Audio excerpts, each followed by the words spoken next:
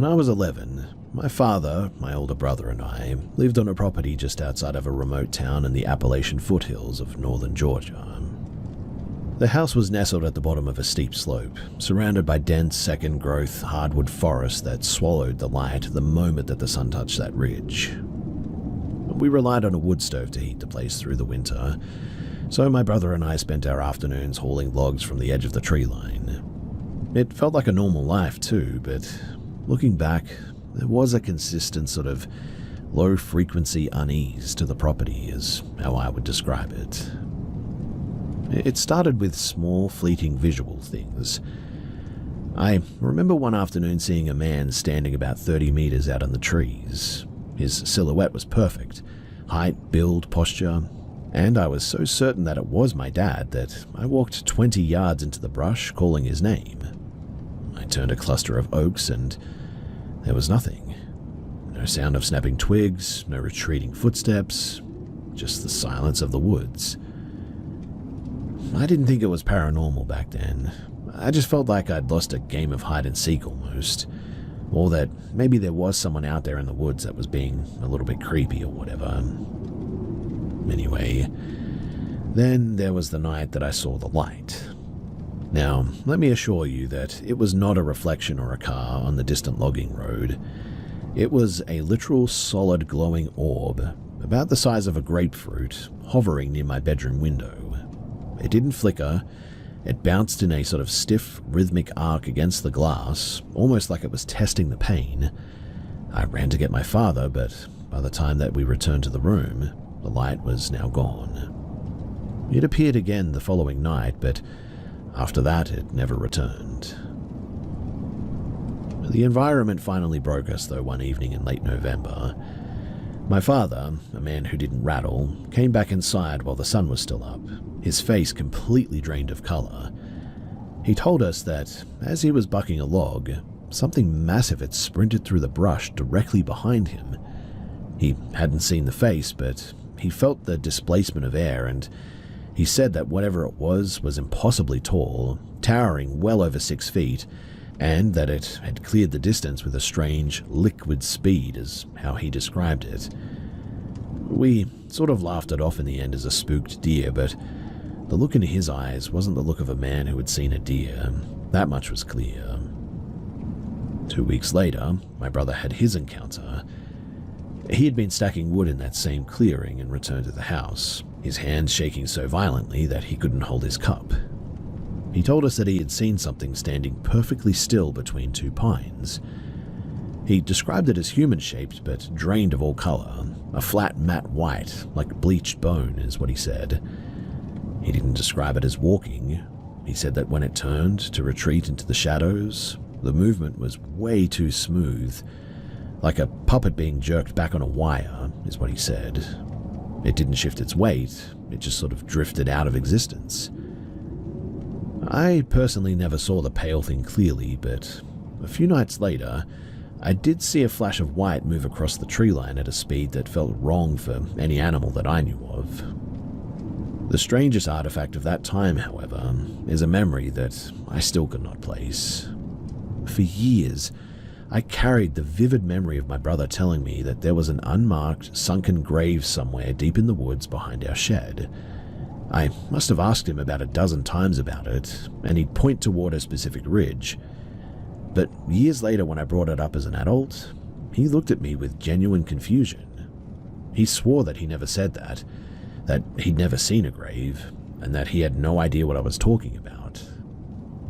Mind you, he was certainly not the type to lie, which leaves me with the unsettling thought that I either hallucinated a conversation or something had nudged that information into my head or something.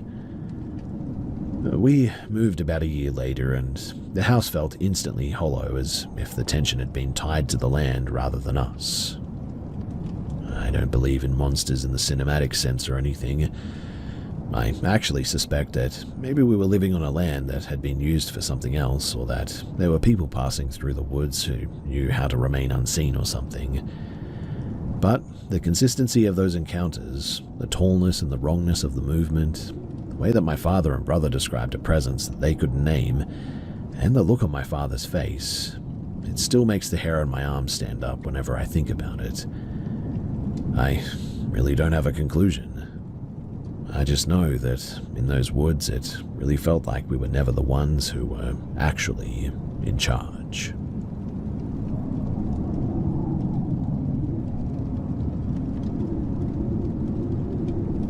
In the early 1990s, I lived in a sprawling dry scrub property in regional South Australia, just outside of a small town near the Murray River.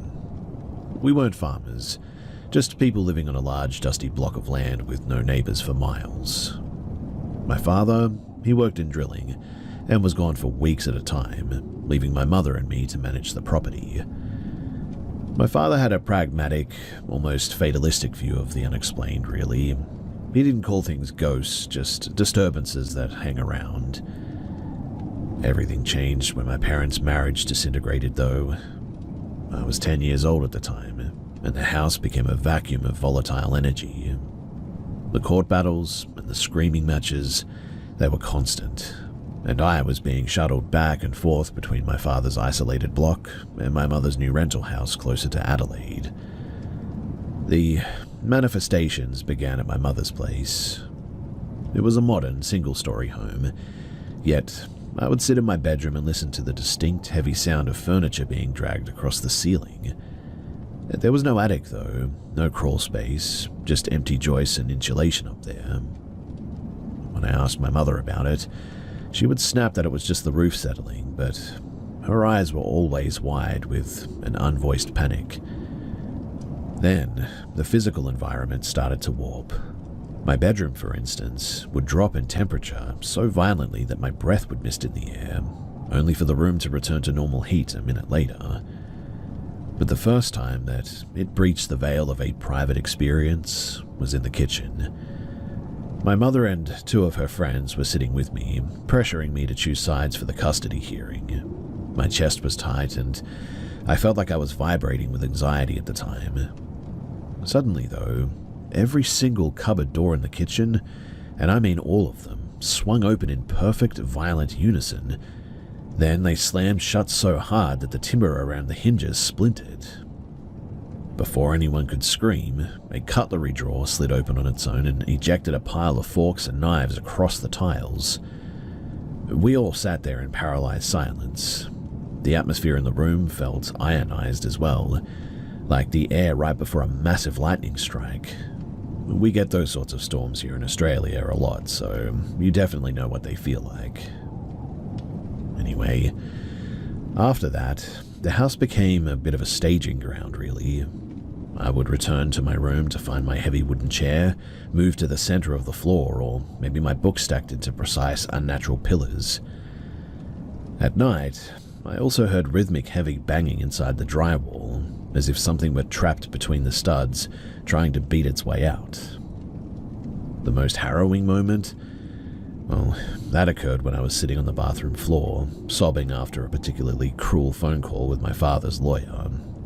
Above the sink, the mirror didn't just crack, it literally exploded outward, and glass showered the entire room. I wasn't scratched, thankfully. It was almost as if the mirror had just been pushed from behind, and it completely missed me. I told my father about the events at his place, expecting him to be really skeptical. But instead, he looked at me with a grim sort of knowing expression. "You're wound up and it's spilling over," he said. He didn't mean it in a psychological sense. He truly believed that my internal stress was acting as a catalyst for a physical reaction in the house. And I don't think that he was wrong. One afternoon, after another brutal legal update, I walked into my room at his house and the window pane began to rattle against the frame, despite there being no wind. A jagged crack formed down the center of the glass and my dresser physically shifted 3 inches away from the wall.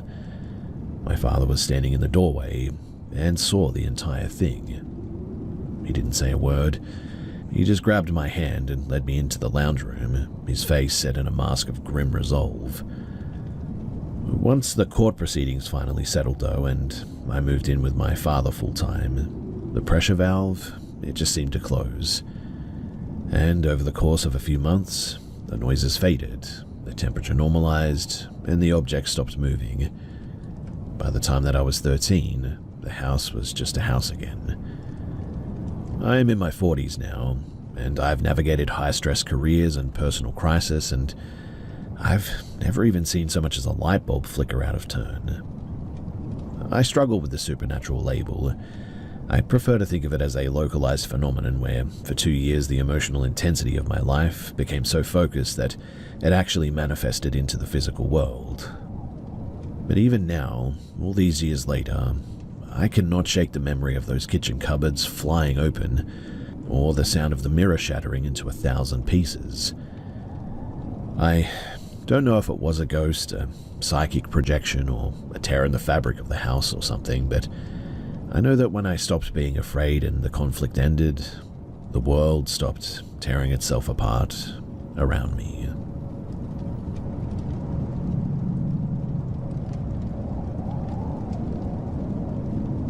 In 2017, I was working private security at a remote industrial site. It was a sort of classic middle-of-nowhere setup. Vast, arid land, dirt roads that spanned hours between townships, and a radio system that was more static than signal.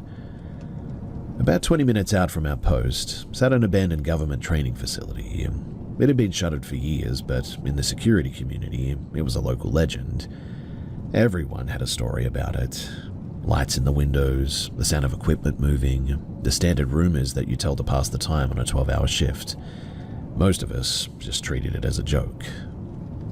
One night, though, the shift was dead and 3 other guys on my team convinced the supervisor to let us drive out there and scout the perimeter.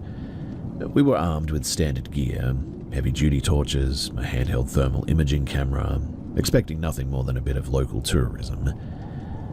As we neared the structure, the first thing that hit us was the noise. It was a sharp mechanical screeching from inside of the ducting, like metal grinding against metal. We rationalized it as a bird trapped in the ventilation, but the sound had a sort of jagged, unnatural edge to it that instantly killed our mood.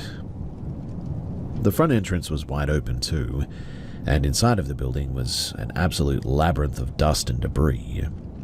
But as we pushed further in, the vibe shifted from haunted to, well, hostile, really. There were clear signs of a squatter, crushed beer cans, scattered food wrappers, and blackened patches on the floor where small illegal fires had clearly been set. In one assembly hall, we found a bird that had been torn apart. Not scavenged, but shredded with deliberate, messy force. One of the guys at the back of the line whispered that he'd seen a shadow move across a doorway at the far end of the hallway. He didn't say it in a sort of spooky way. He said it more in the tone of a man who had just realized that we were now trespassing on somebody else's home. We found a set of concrete stairs leading to a subterranean level. Near the stairwell, someone had scrawled "Leave" into the wall paint in a dark, thick medium that looked uncomfortably like dry blood. At that point, the adventure was over. We started heading back in a tactical line, torches tied to our chests. Halfway to the exit, one of the guys raised the thermal camera at one point. He stared at the screen, then handed it to me. At the far end of the corridor, 2 small bright hotspots were moving in tight coordination near the floor. It looked like 2 predators watching us. And just then, a deafening crack echoed from deeper in the building, like a heavy wooden beam being snapped in half. We didn't debate it. We quickly moved toward the entrance with purpose, and as we reached the threshold, a heavy ceramic tile exploded against the floor behind us. We didn't look back. We sprinted for the vehicle, and the drive back to the base was where the reality of the situation really began to fracture. Mark, one of the guys on the team, completely checked out. He went stiff, like literally stiff, staring at the dash with wide, unblinking eyes, refusing to answer when we spoke to him. When we got back to the barracks, he just sat in the truck, mumbling nonsense. While the rest of us huddled in the mess hall, debating whether to report trespassing, Mark suddenly called out from the barracks room down the hall, You don't need to worry about me." He shouldn't have been able to hear our conversation. The night got worse, though. We had responded to a routine alarm at a neighboring site, and Mark came along, acting increasingly aggressive and really erratic. During the perimeter check, he started shouting over the radio for me to freeze, insisting that somebody was standing directly behind me in the darkness. I never saw anything, though. The others saw nothing, too. Halfway home, Mark snapped back to reality, just completely lucid again, with apparently no memory of like the last 4 hours. The next morning, Mark complained that his room had been tossed. His mattress was overturned and his gear was scattered everywhere, apparently. And when he lifted his shirt, there were 3 parallel angry red welts raking straight across his shoulder blades. We filed an official report about the trespassing, leaving out the phantom details. A few months later, we found out that the police had raided the facility and arrested a man who had been squatting in the building for months, apparently. He had a history of violent assault and was known for luring people into remote areas, apparently. Now, obviously, we were dealing with a violent, unstable person living in our blind spot, and the psychological impact of being hunted in the dark, maybe that triggered a total breakdown on Mark or something. That's certainly possible. But the scratches, the trance, the paranoia, I don't know about all of that, especially his story about his room being tossed around. I still don't go near that ridge, and I've never seen a man lose his mind quite like that again. And honestly, I hope I never have to, ever again.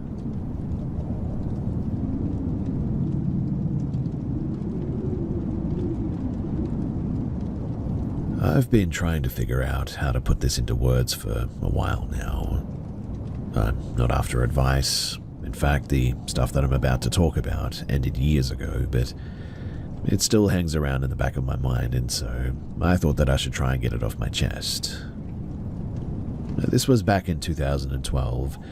I was 22 at the time, living in a converted basement apartment in a quiet, older neighborhood. The place was really cheap, mostly because it had been sitting vacant for a long time, and it was a really weird setup. For instance, you had to walk through a shared laundry room to get to the main living area, and the windows were all street level, so you could literally see people's shoes walking by on the sidewalk outside. I lived alone, and for the first few months it was pretty fine. But then I started noticing that my stuff wasn't where I left it. I'm certainly not a neat freak. I keep my eyes in a bowl, my books alphabetical, and my closest door shut, though. One morning, I woke up and the kitchen chairs were all pushed out, like someone had just finished a meal. A few days later, my laptop was sitting on the floor instead of the desk, even though I knew that I'd powered it down and tucked it away. I figured I was just tired or maybe sleepwalking or something. I started leaving my phone recording at night, though, because of this, but unfortunately I never caught anything. Then the smell started. It was like wet wool and stale cigarettes, but it would only ever hit me when I was sitting on my couch. It would be strong for maybe 10 seconds and then just sort of vanish. But the tipping point happened on a Tuesday. So I got home from work, went into the bathroom to wash my face, and stopped dead. Because there were literal wet footprints on the tile. Bare feet, small, like a child's or a very petite adult's. They led from the shower stall toward the door, and then just ended. The shower was bone dry, mind you, and I hadn't been home all day. I didn't sleep there that night. I stayed at a friend's place and came back the next morning with my landlord. We checked the vents, the crawl space, the locks, but there was nothing. He looked at me like I was losing my mind, but he let me out of the lease that afternoon, thankfully. I thought moving would fix it, to be honest. So I moved to a high-rise downtown, and it was a place that felt sterile and brand new. And for the first month, it was great. But then, I was lying in bed, middle of the afternoon one day, reading a book. The bedroom door was cracked open a little bit, and I saw a shadow pass by the gap. Not like a person walking, but more like a flicker of dark fabric almost. I got up, thinking that it was just a neighbor's kid in the hall, but when I opened the door, the hallway was completely empty. I looked down at the carpet, and there, right outside of my door, was a faint, damp smudge. It looked like somebody had stood there with wet socks. Now, it didn't escalate into anything violent or anything, but it was just a very persistent, quiet intrusion. I felt like I was being tracked almost, but not by a person. Genuinely, it felt like something was tagging along behind me, moving between the spaces where I wasn't looking. I'm in my mid-30s now, and I've moved 3 times since then. I don't deal with wet footprints or shifted furniture anymore, well, as far as I know of. But even now, when I come home and the house is really dead quiet, I always check the corners of the room before I put my keys down. It's not that I'm expecting to see something. It's just that I haven't forgot how quickly a space can stop feeling like your own.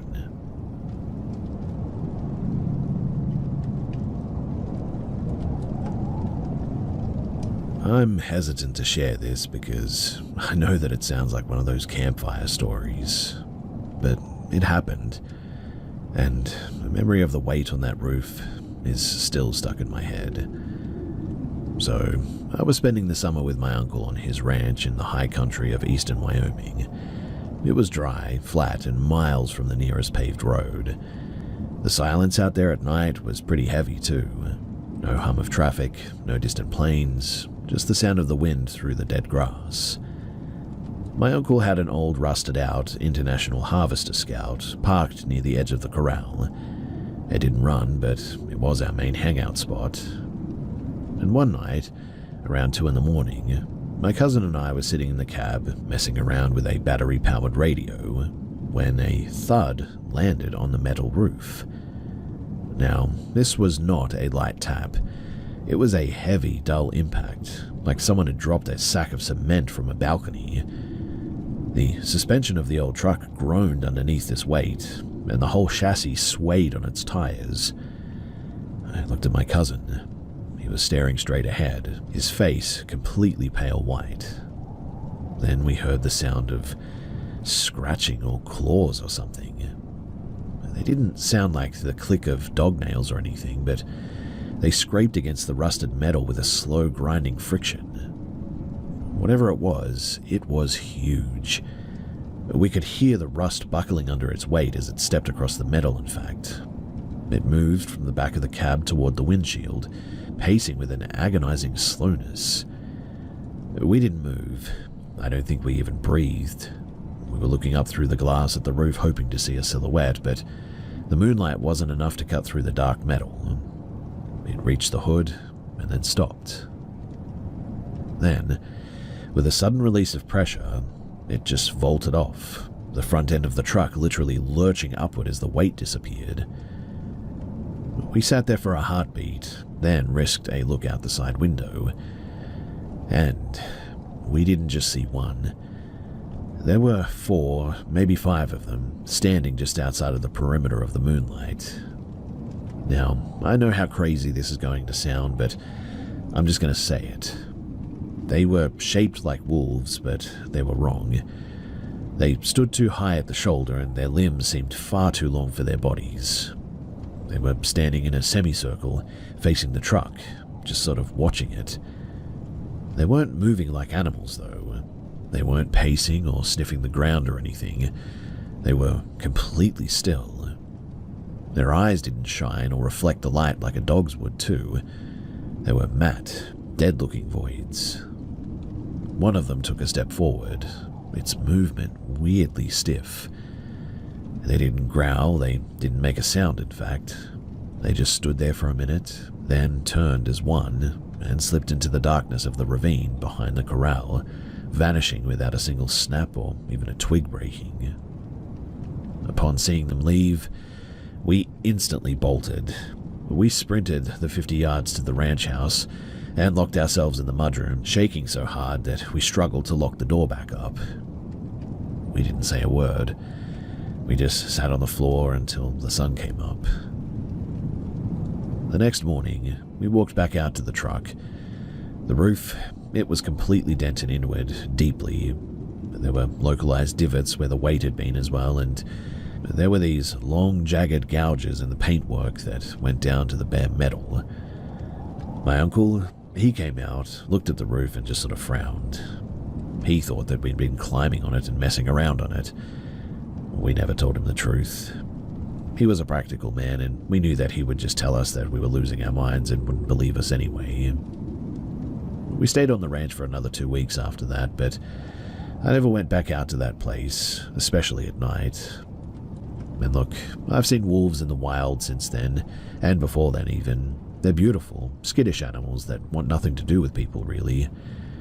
But whatever these things were, they were definitely different.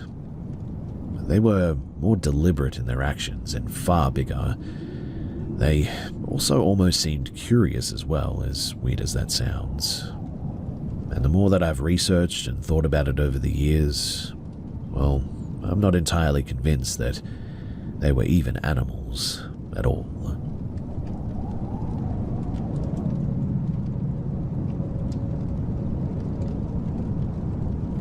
So I took a caretaker position at an old timber frame farmhouse tucked into the dense, foggy cedar forests of northern Washington a few years back.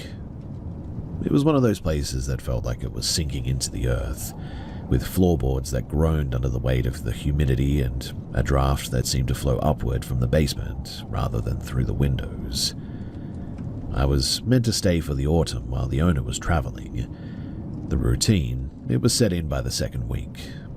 Every night, between 1 in the morning and 2:30, the house would wake up. At first, it was subtle, the sound of silverware clinking on a ceramic plate, drifting from the galley kitchen down the hall.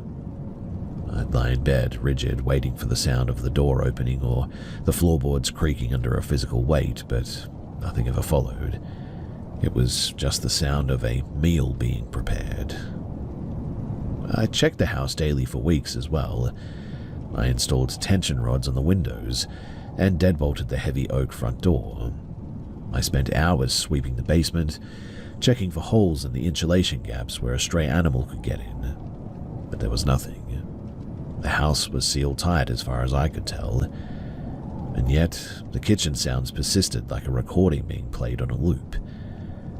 Now, one humid Tuesday, I was in the bedroom staring at the ceiling when the heavy upright piano in the parlor, which had been silent since I arrived, began to play on its own.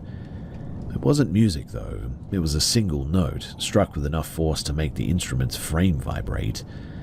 Then a second note, lower, then a sharp, jarring chord. I didn't grab a flashlight. I didn't grab a weapon. I just sort of stood there in the hallway, frozen, listening. Then there was this smell, a thick scent of like pine needles and damp earth that saturated the air in seconds. My lungs suddenly felt heavy too, and the temperature in the hallway plunged, my breath instantly frosting in the dim light. The piano stopped and a voice, not a whisper as well, but a flat conversational tone, spoke from the kitchen. It was a woman's voice, clear and uninflected, saying a name that I didn't recognize. I turned the corner into the kitchen, my heart absolutely hammering.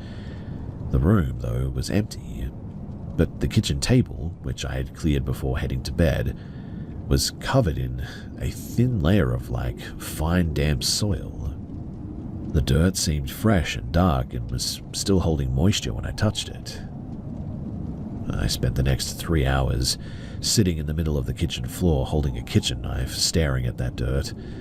It just didn't make any sense. I mean, the windows were locked, the floor was solid wood, there were no tracks leading to the table in or out, but somebody must have broken in and done this. I packed my truck at sunrise and I drove until I hit the next county. I never went back to finish that contract, and I never spoke to the owner about the dirt on the table. People talk about haunted houses, as if they're places that hold on to spirits, but this felt different. It felt like the house was an anchor, pulling something from the woods around it inside. I still remember that smell, the damp, rotting scent of cedar and wet earth. I've lived in apartments and houses for the last decade, and I've never heard a piano play by itself ever again, and I've never seen dirt just sort of magically appear like that. I learned one thing for certain, though.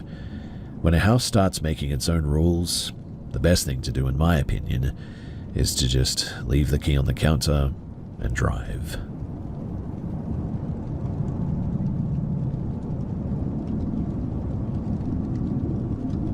In 2013, I was actually living in a suburban neighborhood on the outskirts of Fukuoka, Japan. It was a densely packed area, as you can probably imagine, the kind of place where you can hear your neighbor's television through the walls.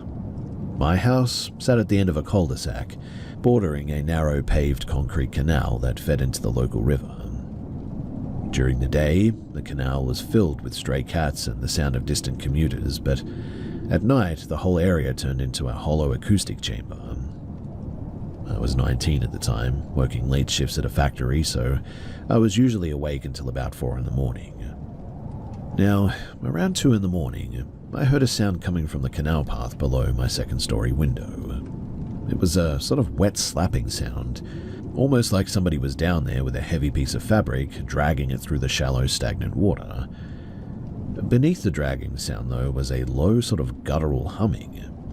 It wasn't a melody, it was a single vibrating note that held steady for like 10 seconds, dropped and then started again.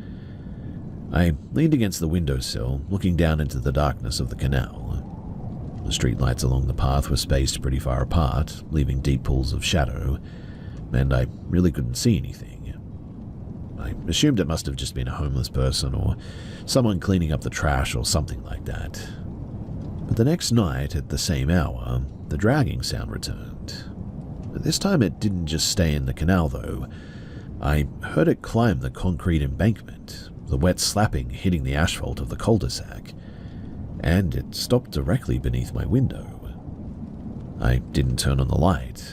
I stayed in the dark, watching the street through a gap in my curtains. The hum began again, but it was louder now, vibrating through the frame of the house. Whatever it was, it didn't really sound human. It sort of lacked the breathy, uneven quality of a voice, and it was too mechanical, like a heavy electrical wire humming under high voltage. I waited for the sound of footsteps, maybe a cough, a car door, or anything, but none of that happened. Just that flat, vibrating hum against the base of my house. Then, the dragging sound resumed, moving toward the front door.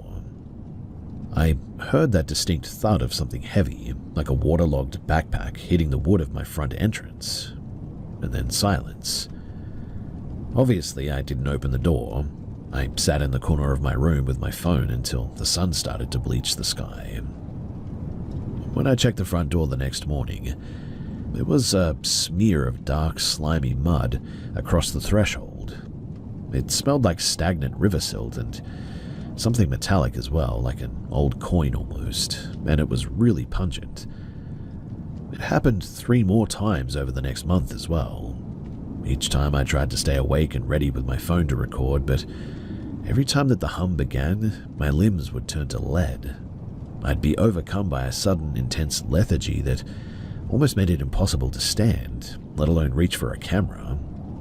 I would drift into a hazy, sort of dreamlike state, only to snap back to full consciousness the moment that the dragging sound receded down the canal. One night, though, I caught a glimpse of something. A street lamp had been replaced, and for the first time the light hit the street properly, and through the gap in the curtains, I saw a shape at the edge of the canal embankment. It was too low to the ground to be a standing person, that much was clear, and it had a strange sort of jagged outline, like a pile of wet, oily rags draped over a frame. It didn't walk, and it sort of pulsed forward, the wet dragging sound synchronized with its movement. It paused at the base of my wall, turned its head, if you can really even call it that, which looked a lot like a knot of dark hair and tangled plastic, toward my window, and the humming rose in pitch until it was a physical pressure in my ears, and man was it painful. Then it simply slid back into the canal and just sort of vanished into the shadows. I never told my landlord about any of this. In fact, I've never really told anyone because I know how crazy this whole thing sounds. To this day, I cannot explain even what that thing was. I've lived in other cities and I've walked past canals and rivers 1,000 times since then, but I've looked all over the place for an explanation, scouring the internet, looking through libraries, you name it, but I've never found anything that resembles what I saw. I don't think that it was a person, and I don't think it was an animal either. I don't know what it was, which is why I'm here, really. Do any of you guys know what the heck this thing is?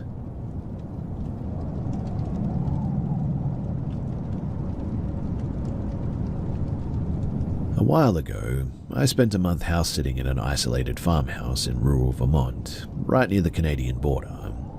The property was massive too, mostly overgrown apple orchards and a few rotting outbuildings that hadn't seen a tool in like 20 years. But it was a beautiful place during the day. But at night, well, it was something different. So I was there alone for the first week, and it was mostly peaceful. Then around the 10th night, everything about the place just sort of changed. I'd been lying in bed reading, and I'd hear this sort of like weird sound against the hardwood floor, like a whacking sound. It was coming from the hallway, it seemed, and it sounded like something heavy and soft was dragging itself along, inching forward with a sort of rhythm that defied how a person would actually move. I didn't open the door, and I just sat up, my book forgotten, watching the space under the bedroom door.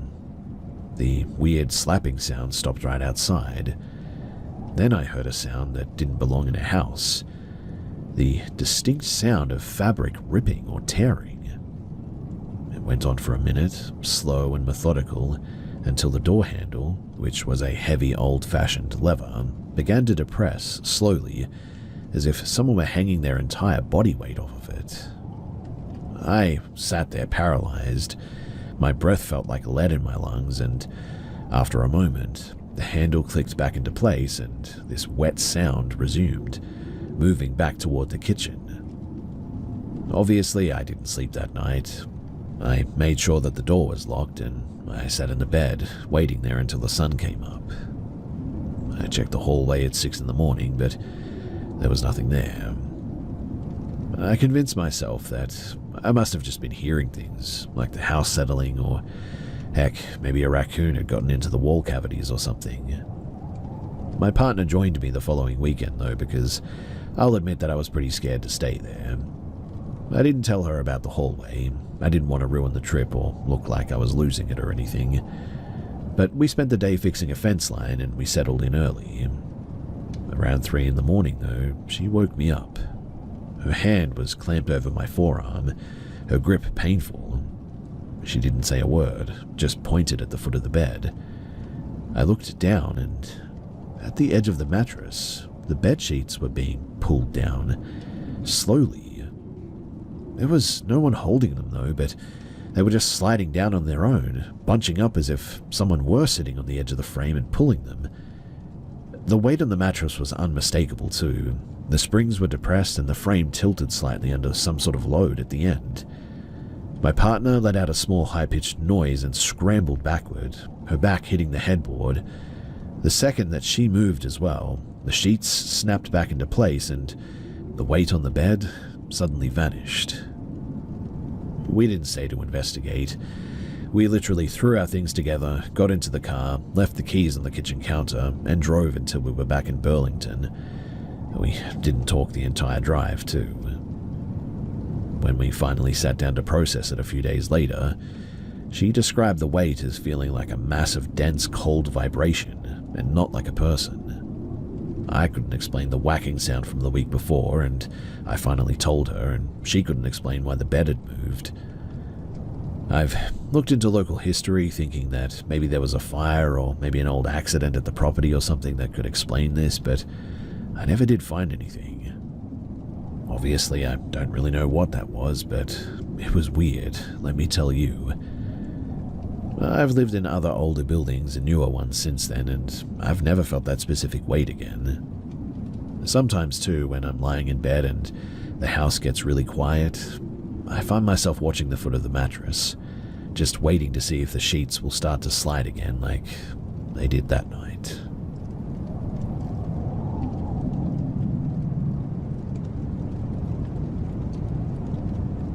Back in 2018, I was pulling graveyard shifts as a night watch security guard at an old disused dormitory block at a technical college.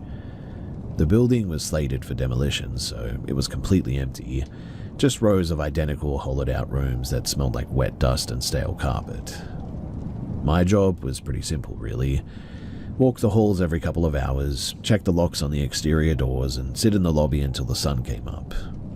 It was pretty mind-numbingly boring work, but it paid for my tuition, so it was good enough for me. Now, the building had a bit of a weird layout. The rooms on the third floor were arranged in a sort of long straight line, and the hallway was lit by these flickering fluorescent strips that were on a motion timer. If you didn't move enough, the whole corridor would go black. Around 3 in the morning on a Tuesday, I was doing my rounds on the third floor, and I reached the end of the hallway and paused to check my phone. While I was standing there, I thought I heard a noise coming from the room directly behind me. It sounded a bit like somebody hitting something. I turned around expecting a squatter, but the room was empty.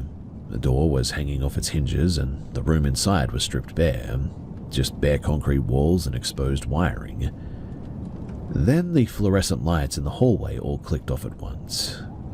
I stood there in the pitch black, my heart doing a bit of a stutter step. I didn't reach for my flashlight immediately, but instead I just sort of listened. This noise had stopped, and in its place I heard what sounded like dry paper being crumbled. The sound of someone rubbing their hands together almost slowly and deliberately with something in it, like paper, just a few feet in front of me, in fact. I quickly fumbled for my torch and clicked it on. The beam cut through the dust, hitting the far wall, and there was no one there.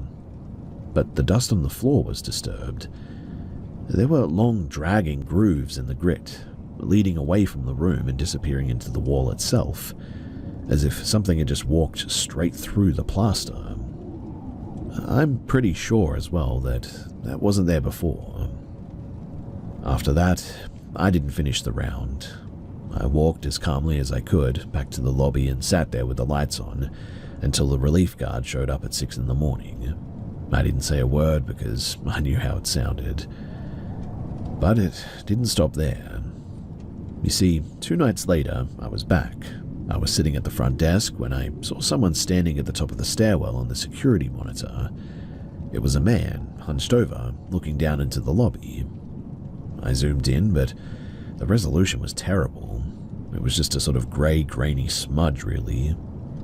So I grabbed my heavy flashlight and marched up the stairs, yelling for them to leave the building now. I climbed 2 flights, burst onto the 3rd floor landing, and scanned the hallway, but it was empty. I stood there for a bit, sort of looking around, and at some point I looked down, and that's when I noticed on the floor the same long dragging marks were there, fresh in the dust. They started at the stairwell and ended at the door of the room where I had heard that weird sound from before. I walked to that room. The door was wide open, which I knew that I had locked previously. I shined my light inside. The room was still empty, but on the back wall, someone had written something in the thick grey layer of dust. It wasn't a word, though. It was just a sequence of jagged, vertical lines, all roughly the same length. I quit that job the next day. I didn't tell my supervisor about the room or the marks. I just told them that the isolation was really getting to me. A few weeks later as well, I was grabbing a coffee with a former student who had actually lived in that dorm years before it closed. I'll admit, too, that I selfishly invited them myself because I was fishing for details, but I didn't mention the location, just asked him if he knew the building at all. And as soon as I mentioned it, he went pale and said, "Yeah, I live there, in room 304. After a little bit more questioning, I found out that apparently he used to hear that scraping sound every night, and at the time they apparently thought that it was just the pipes. He told me that the students who lived in 304 before him had apparently been kicked out after a bit of a mental breakdown. Apparently, he spent his final weeks sort of convinced that there was a man in the wall trying to tell him how to get out or something. I don't know if I saw a ghost or if I was just sensitive to the residual static of a place that had held so much misery, but I do know that when I look at a blank wall now, I still remember those jagged lines in my head, and I still remember that really weird sound of hands rubbing together in the dark like that with a piece of paper or something.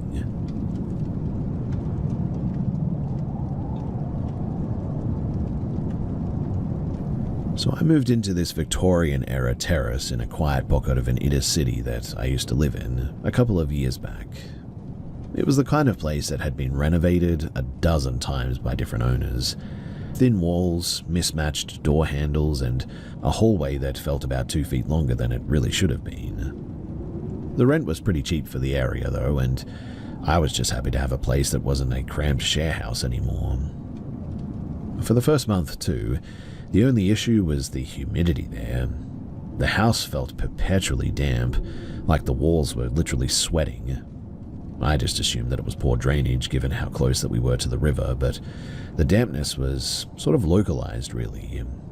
It only ever happened in the second bedroom, which I used as an office. I just assumed though that maybe the waterproofing there was done poorly or something. Anyway, it all started with the scratching. It wasn't the sound of mice in the walls too. It was a dry scraping, like someone dragging a fingernail slowly across a wooden tabletop. It always happened at 11:30 p.m., right when I'd sit down at my desk to finish up work. One Tuesday, I got frustrated with it too. I grabbed a flashlight and knelt down by the floorboards near the corner where the sound was the loudest. There was a gap in the skirting board, just big enough to stick a finger into it. I shone the light inside, and I didn't see wood or insulation or a rodent's nest or anything. Instead, I saw something black covering the back of the baseboard, and stuck to it were dozens of like small metallic-looking things that looked like old sewing pins or something. I pulled out one with a pair of tweezers, and it wasn't a pin. It was a shard of rusted steel, shaped like a hook, caked in some oily black gunk. I should have stopped there, but instead I started prying up the baseboard. Behind it, the hollow space in the wall was packed, and I mean literally packed with hundreds of these hooks. They were all linked together by a mass of like tangled human-looking hair as well. It was a dense matted lump that felt warm when I accidentally touched it, which was gross. I dropped the flashlight and backed out of the room, my skin crawling so hard that I felt like I was about to vomit after touching it. I left the board pried open and spent the rest of that night in the living room, and when I went back the next morning to seal it up again, that lump was now gone. The space behind the wall was now perfectly clean. The hooks were gone, the hair was gone, even the black film was gone, leaving the wood looking fresh and sanded, as if it had never been touched by grime. The scratching sound stopped for a week after that too, and then I started hearing it from inside of my closet.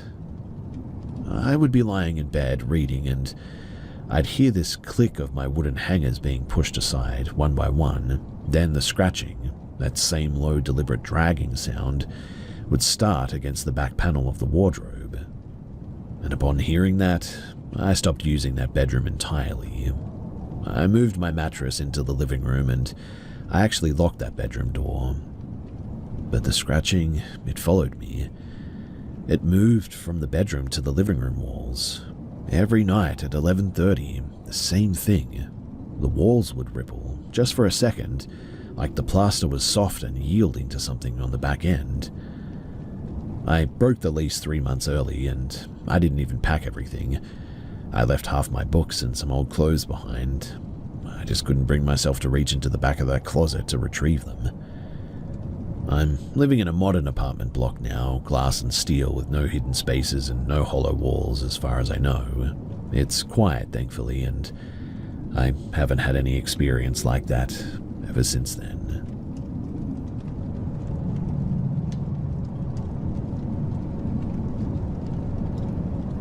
I've never been the type to look for ghosts, and honestly, I still try to keep it that way.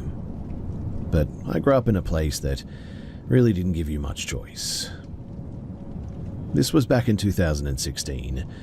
I'd just taken a job as a night shift janitor at an old, disused municipal pool complex on the edge of a mid-sized town. The place had been closed to the public for years while they argued about funding for renovations and things like this. My job was basically just to walk the perimeter, check the pipes, and make sure the pumps weren't leaking in the basement. The building was mostly glass and concrete. At night, with all the power cut, it was just a series of black mirrors. The first time that I noticed something was wrong, I was mopping the locker room floor. It was pretty late, and I heard the sound of a locker door being punched shut, a metallic clang that echoed through the entire building. I grabbed my flashlight and jogged out to the main change area, and every single locker was wide open, swinging slightly on their hinges. Now, I knew for a fact that they had all been locked when I started my shift. I walked the length of the row, clicking them shut one by one, and by the time that I reached the end, the first few that I'd closed were now open again. After seeing that, I didn't stick around. I left the building, sat in my truck, had a smoke, and then went home. But it wasn't just the lockers. The pool deck itself was actually the worst. It was a massive empty bowl of cracked tile, and whenever I had to walk across it to check the deep end drainage, I'd get this heavy, prickling sensation on the back of my neck, like I was walking through a crowd of people who were all staring at me. One night, in fact, the air felt so thick that it almost felt like water. I was standing by the shallow end when I heard someone exhale. It wasn't a wind sound, too. It was the specific wet release of a lungful of air coming from right behind my ear. I whipped around, swung my torch. The beam cut through the dark and landed on the surface of the water, which was about 2 feet deep and filled with like stagnant brown sludge. There were ripples radiating outward from the center, as if something had just broken the surface and then gone back in. But there was nothing there, just the dark water settling back into a still, oily mirror. I started checking the security monitors in the office more after that as well, and I'd watch the camera for the pool deck, and sometimes I would see a figure standing at the edge of the deep end. It sort of looked like a person, but the outline was really blurry, like it was almost vibrating or something. Every time that I looked away to grab my radio, the figure would move closer to the camera too. It never walked, it kind of glitched forward almost, frame by frame. By the time that I looked at the screen, it would be standing right in front of the lens, sort of blocking the view with a smear of grey, shapeless static. I told my supervisor about the locker room doors, and he just laughed and told me that the old building had settling issues. I never told him about anything else after that, and I quit 3 months later. I collected my final paycheck, and I was done with that place. I think that some places may just be sort of built wrong or something. They absorb the noise and the movement of the people who used them, and eventually they might start trying to replicate that activity, even when the lights go out and the doors are locked. I will never forget that place for as long as I live.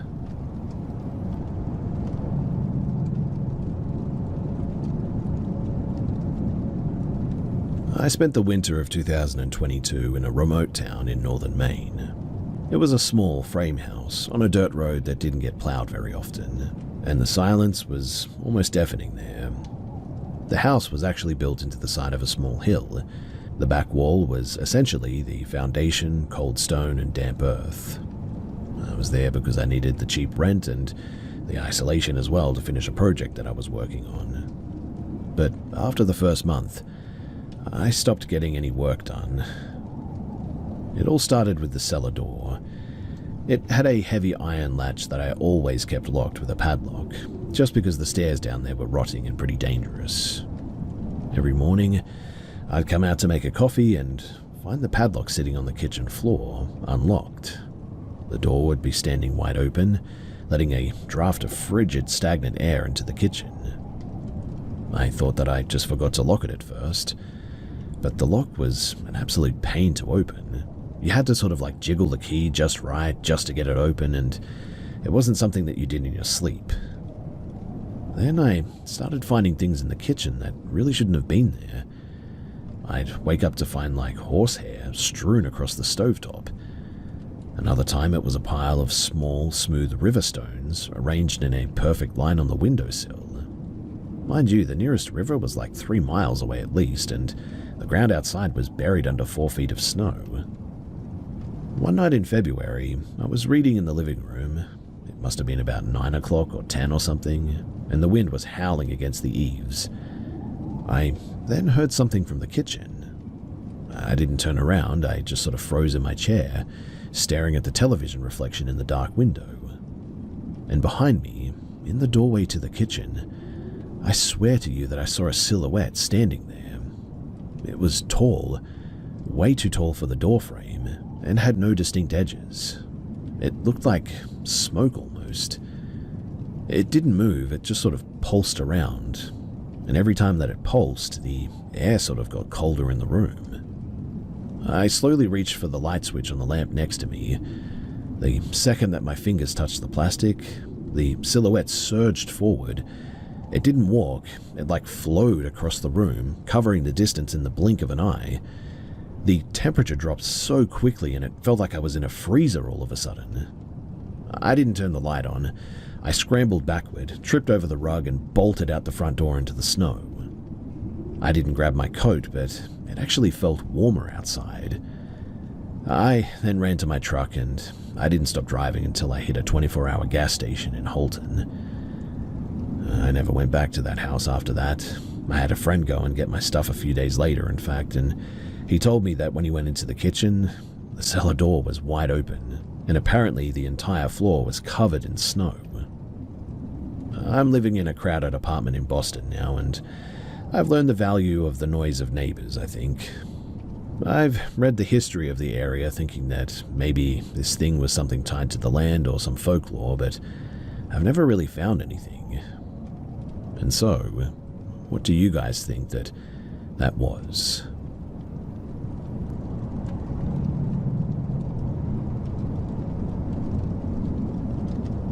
In late 2020, as I was wrapping up my final semester of college, I rented a room in an older 2-story terrace house in the suburbs. The architecture was narrow and really cramped, with paper-thin walls and floorboards that groaned under the slightest pressure. I was subletting from a couple in their 30s who worked chaotic, overlapping shifts, so I was often alone in the house for really long stretches. When I moved in, they made a joke about the place being noisy at night, chalking it up to the old copper pipes and the foundation settling. But the woman wouldn't meet my eyes when she said it. There was a genuine sort of lingering discomfort in her posture too that made the comment feel less like a joke and, well, more like a warning, really. Anyway, for the first few weeks I was fine, but then my sleep began to really disintegrate. I would wake up at like 3 in the morning every single night, heart racing, feeling an oppressive sense of being watched, even in the absolute silence of the bedroom. I blamed it on the stress of finals and the isolation of living in a new suburb. Then the conversation started. It genuinely sounded like 2 people, one with a low resonant register, the other sharper and higher, talking in the room directly beneath me. It was muffled, like speech through a heavy blanket, and I assumed my housemates were having late-night tea or something at first, but the cadence was too repetitive, and way too rhythmic. The situation became impossible to dismiss as well when the couple went interstate for a 6-week work project. Then, I knew that the house was empty. I watched them pull out of the driveway myself. Yet, on the second night of their absence, the voices started at 4 a.m. I lay in the dark, my breath hitching, thinking, there's no one here. The second that the realization solidified in my mind, the voices didn't fade too. They were sort of severed, cut off in mid-syllable. I started doing nightly sweeps, checking every window latch and back door bolt. Everything was always locked tight. The breaking point, though, really happened one evening at around 6 p.m. I was laying in my room with the lights off, nursing a migraine that was terrible. I heard the front door click open and then shut. Then came the steady, deliberate sound of footsteps on the lower floor. I assumed that a housemaid had returned early.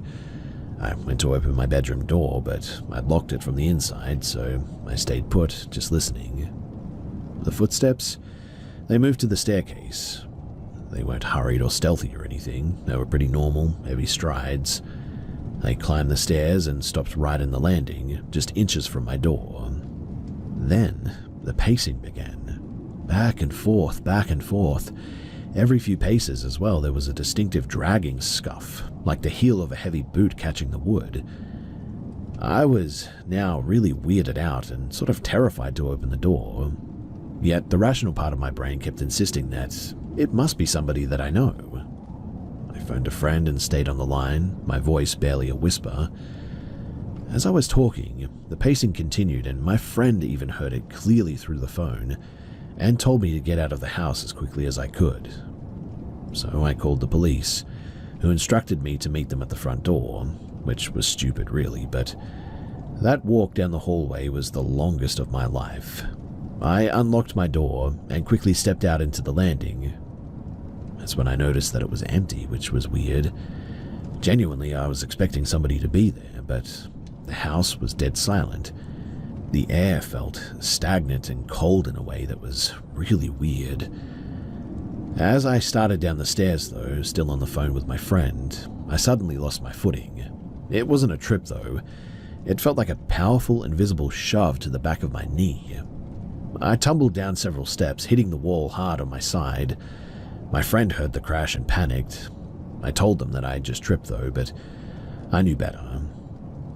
The police soon arrived and searched the property from top to bottom, but they found no one. No signs of forced entry either, and nothing disturbed in the crawl space. They offered the standard, well, it's an old house sort of excuse, but that didn't account for the rhythmic, intentional pacing that had responded to my literal presence. I moved out shortly after that, staying with a friend until my lease was up, actually. I never told my housemate the full extent of the experience. I just told them in the end that the house gave me bad dreams, and so I needed to get out of there because I wasn't sleeping much. I've lived in several places since then, and I've never heard a single footstep that wasn't my own. Looking back on it, I don't think that I was dealing with like a haunting in the traditional sense. It felt more like what they call an imprint or whatever. Sort of like a loop of activity that existed independently of me, is what I've read anyway. It had its own routine, though, its own pace and its own presence for sure. I seemed to be just the intruder who had finally started paying attention to that schedule.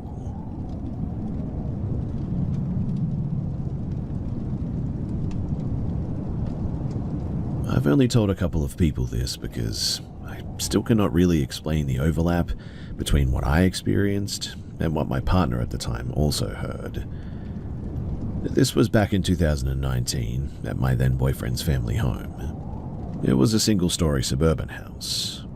That day, his mother was at work and we were alone in the house, and I was in his room taking a nap in the afternoon. I don't usually sleep deeply during the day, so I tend to wake up easily if there's a bit of a noise. I was lying on my side facing the wall when I started to wake up abruptly. The first thing that I noticed was the sound of the side porch screen door slamming open. Not a normal soft opening too, but the kind of forceful swing that hits the frame. It was loud enough that it immediately pulled me out of my sleep. At the time, I realized that I couldn't really move, too. My eyes wouldn't fully open and my body felt locked in place. I couldn't roll over or speak, and I assumed at first that it was just sleep paralysis, but what happened next is why I still don't fully dismiss it. So a few seconds after that, I heard the main front door open as well. Same type of forceful opening sound. Then I heard a male voice from the entryway say hello in a tone that sounded like someone checking if the house was occupied. At that point, I was fully alert mentally, but still physically unable to move. I remember thinking that it was either a break-in or someone entering the wrong house. Then I heard footsteps moving through the hallway. Not slow or cautious, but direct, like someone walking straight toward the bedroom. The bedroom door opened. I couldn't see anything because my eyes still wouldn't fully focus or open properly, but I could clearly hear movement right beside the bed. I genuinely thought that somebody had entered the room. Then something else happened that I still cannot place properly. There was a loud buzzing or mechanical noise right next to my ear. It wasn't like a normal external sound, too. It felt like it was inside of my head and around my body at the same time, and I remember a strong vibrating sensation through my whole body when it happened. It repeated a few times, and I remember counting it mentally because I thought that something was physically happening to me, like I was being restrained or maybe shocked. By the third time, I genuinely thought that I wasn't going to be able to move again normally, and then all of a sudden, everything just stopped. The footsteps, the door sound, the noise, all of it ended at once. Immediately after that, I regained full control of my body. I sat up quickly and was fully awake within seconds. My boyfriend woke up at the same time and asked what was wrong because I apparently just sort of sat up suddenly and I was moving around a lot. I explained what I experienced, and he paused for a bit before responding. He then said that he also woke up earlier and thought that he heard both the porch door and the front door open as well. He also heard a male voice say hello from the hallway area. He assumed that it was maybe someone in the house and briefly checked his phone, but he didn't get up fully to investigate and just went back to sleep. He didn't hear the footsteps going into the room or the other sounds that I experienced.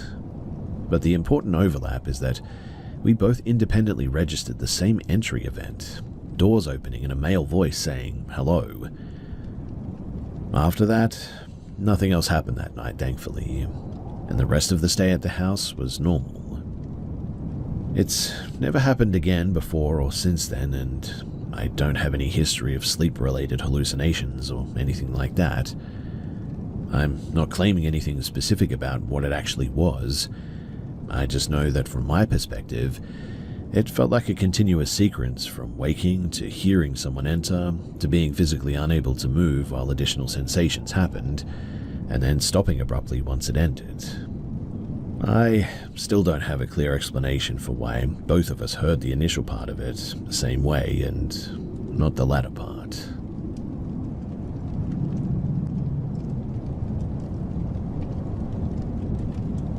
I'm posting this because it's been about 7 years now, and my buddy and I, we still cannot look at a map of Nevada without at least bringing up that night. We've tried to come up with every logical, real-world explanation for what we saw on that dirt road, but the math, it just never really adds up. This was back in the summer of 2019. My friend Liam and I were doing a massive road trip after college graduation, driving an old beat-up through the southwest. We were heading up from Las Vegas toward Great Basin National Park, taking one of those empty 2-lane state routes that cuts straight through the high desert there. It was about 1 a.m, I would say, pitch black, and we hadn't seen another set of headlights for at least 45 minutes. Suddenly, though, the dashboard GPS unit completely lost its mind. The screen started spinning in circles, recalculating over and over again, and then the map completely glitched out, showing our vehicle location floating in the middle of a blank grey void miles away from the highway. We didn't want to miss our turnoff in the dark, so Liam pulled over into a wide gravel turnout so that we could look at a paper atlas and also check our phone signals. Outside the car windows, there was really nothing but sagebrush, freezing desert air, and absolute blackness. And while I was trying to get my phone to load a digital map, Liam stopped what he was doing and just sort of stared out the passenger side window. He nudged my arm and pointed out into the brush, maybe 50 yards off the shoulder of the road. There was a massive, pulsing orange glow coming right off the desert floor.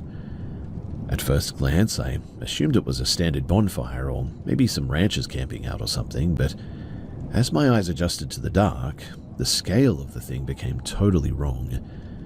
The fire was absolutely huge, a massive roaring pit of open flames, and it lit up a giant section of the flats. Parked in a tight uniform circle directly around the fire were at least 5 or 6 different vehicles. We cracked our car doors open and stepped out onto the gravel, using the frame of the vehicle as a shield, just trying to make out what we were looking at first. The silence of the desert was broken by this low, bassy, heavy rumble of engines idling. 2 of the vehicles in the circle, what looked like an old Ford pickup and a full-sized cargo van, were completely engulfed in flames. It wasn't an accidental engine fire as well. I mean, the entire cabins were fully roaring with ignition, shooting sparks at least 20 feet into the night sky. Right next to them, 2 massive semi-trucks with blank white trailers were idling in the dirt, completely dark. There had to be 30 or 40 people moving around that fire at least. Most of them, I think, were men, standing in tight, silent clusters, or walking back and forth between the trucks with this strange, hyper-focused energy. There was a lot of movement, but from what I could see, I don't think that I saw anyone drinking.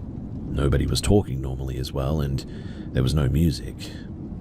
It just had this incredibly heavy, tense atmosphere about it, like a massive industrial accident was currently in progress and everyone was panicking, sort of in slow motion. Then I noticed 3 or 4 women near the edge of the flames.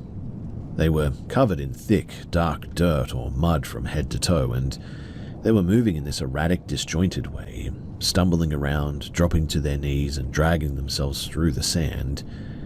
It didn't look like a party or a drug trip. It looked completely agonizing and chaotic to watch. Honestly, my first reaction wasn't even terror. It was just pure stupid curiosity.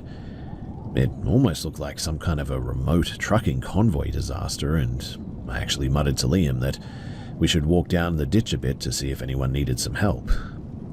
Liam grabbed the collar of my shirt and pulled me back toward the seat though, and then he said, "Look at those trucks. That's not an accident, man." He was right. The longer that we stared, the worse that it got. The vehicles, they weren't crashed or piled up. They had been deliberately, meticulously parked in a perfect geometric circle around the burn pit, blockading it from view from the main road. Right as that realization set in as well, the energy down by the fire shifted instantly. 2 men standing by the burning pickup suddenly stopped what they were doing and whipped their heads directly toward our turnout. We couldn't hear what triggered it over the roar of the flames, but one of them pointed a flashlight right up the hill, the beam cutting through the sagebrush just short of our bumper. A second later, a loud, raged shouting tore across the flat ground. It wasn't a warning. It was frantic and aggressive. It was an alarm call for sure. We didn't wait around to see who was yelling. We dove into the vehicle, Liam slammed the shifter into reverse, and he cut a hard, screaming U-turn in the gravel to get us back onto the asphalt. As the headlights swept across the edges of the turnout during the turn, the beams, they illuminated the ground right next to where we were standing. The shock of the fire clearly had kept us from noticing it earlier, but the entire perimeter of the dirt turnout was covered in, bizarre structured markings. Someone had dug dozens of, small perfect circles in the dirt, spacing them about 2 feet apart along the shoulder of the road. And inside every single dirt circle, an object had been deliberately placed. I caught glimpses of knotted strips of heavy white cloth, rusted metal containers, and chunks of raw meat or bone sitting in the center of the rings, forming what looked like a physical boundary line right between the highway and that burn pit. Whatever that was, Liam didn't care. He stomped on the gas and we tore down the highway at 80 miles an hour at least, keeping our eyes glued at the rearview mirror the whole time. For the first 5 miles, we could still see the orange glow pulsating against the low desert clouds, and we both sat in the car in absolute dead silence, panicking and not knowing what to do or say. When we finally hit a town with a gas station, we tried to talk ourselves down a bit. We reasoned that it must have been an illegal smuggling operation or a cartel drop-off along the remote trails there, or some kind of a violent insurance fraud scheme where truckers burn their rigs in the middle of nowhere. Something like that, right? But a drug deal or an insurance scam doesn't involve women covered in dirt dragging themselves through the sand like that, and it definitely doesn't involve someone taking the time to dig perfect geometric dirt circles and arrange artifacts along the highway shoulder to make a border of sorts. We never did report it to the state troopers, because, we were 20-year-old out-of-state kids. We had no cell service when it happened to begin with anyway, and we couldn't even point to a specific mile marker on the map even if we tried. It was just a nameless stretch of dirt off of Highway 93 is all I can tell you. The part that still gives me the most chills is thinking about how fast those men alerted the rest of the group the second that our car doors opened. Genuinely, I think we got out of there just in time.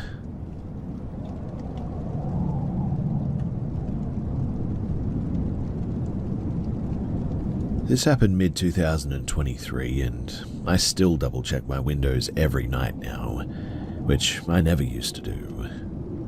I didn't think that it was that serious at the time either until I told a few people, and they basically said that I got lucky. So, at the time I was living alone in a small apartment, kind of one of those older complexes where each building has like 6 to 8 apartments and they face each other across a narrow walkway. Mine was upstairs, and those stairs to get up there were right next to my front door.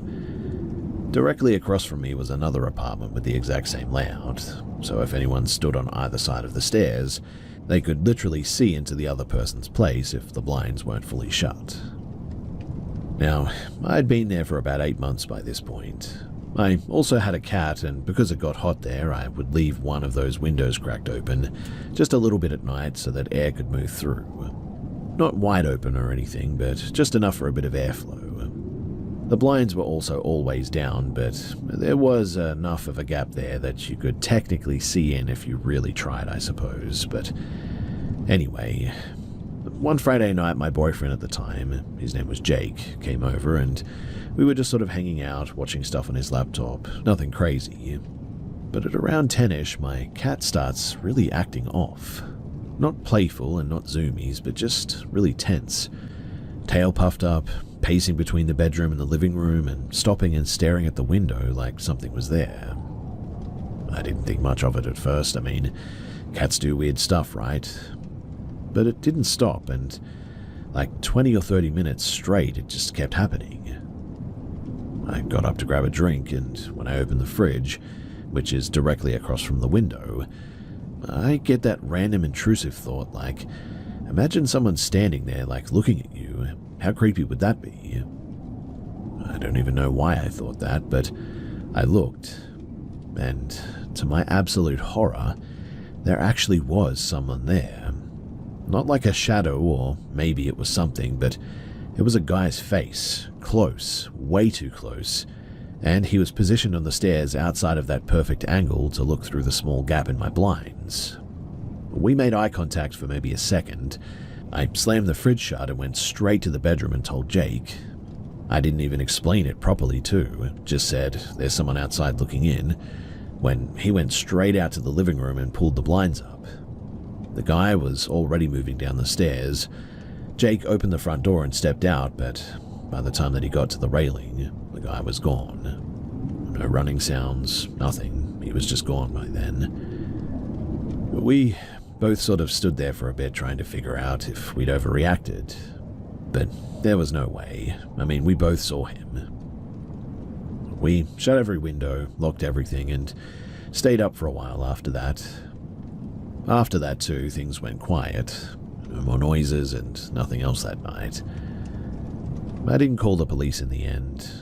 Honestly, I probably should have, but I convinced myself that it was just some random creep and that he wouldn't be coming back. The next day, I go to work like normal. I get home at around 5 p.m. and it's still light out. I feel a bit uneasy, but I try to ignore it. My cat's been inside all day as well, so I go to open the bedroom window again just for a bit. And that's when I notice that the fly screen is gone. Not damaged and not loose, but completely removed. I checked the ground outside, thinking that maybe the wind knocked it off or something like that, but there was nothing there, and I know that it was there the night before because I opened that same window myself. That's when it clicked that whoever was looking in had probably been around longer than just that one moment. I called Jake straight away, then my sister, and both told me to call the police, so I finally did. Jake came over again, and we went to the unit across from mine because we'd seen that they had one of those doorbell cameras. Turns out that they actually had some footage, but not of him taking the screen. What they did have was a video from the night before of the same guy standing outside, first near their door, then moving across to my building and positioning himself on the stairs to look into my place.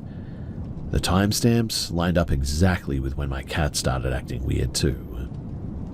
The police came, took a report, looked at the footage, but basically said that unless he comes back or gets caught doing something more serious, then there's really not much that they could do.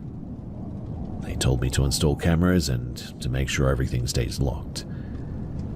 But here's the part that made it worse. So while we were talking to the neighbor, they casually mentioned that they'd seen the same guy a couple of times before doing the same thing to other units. Not breaking in, but just watching through the windows. So in other words, this wasn't random. I stayed there for another couple of months after that, but that changed everything for me. I locked windows, added cheap cameras, stopped leaving any gaps in the blinds. Thankfully, nothing else happened there after that, but I never did feel normal there again. I moved out as soon as my lease ended. Like I said, I never saw the guy again, but the fact that he knew exactly where to stand to see inside and had already taken the screen off of my bedroom window, that's what really gets me. He wasn't just passing by. He was deliberately testing just how far he could go.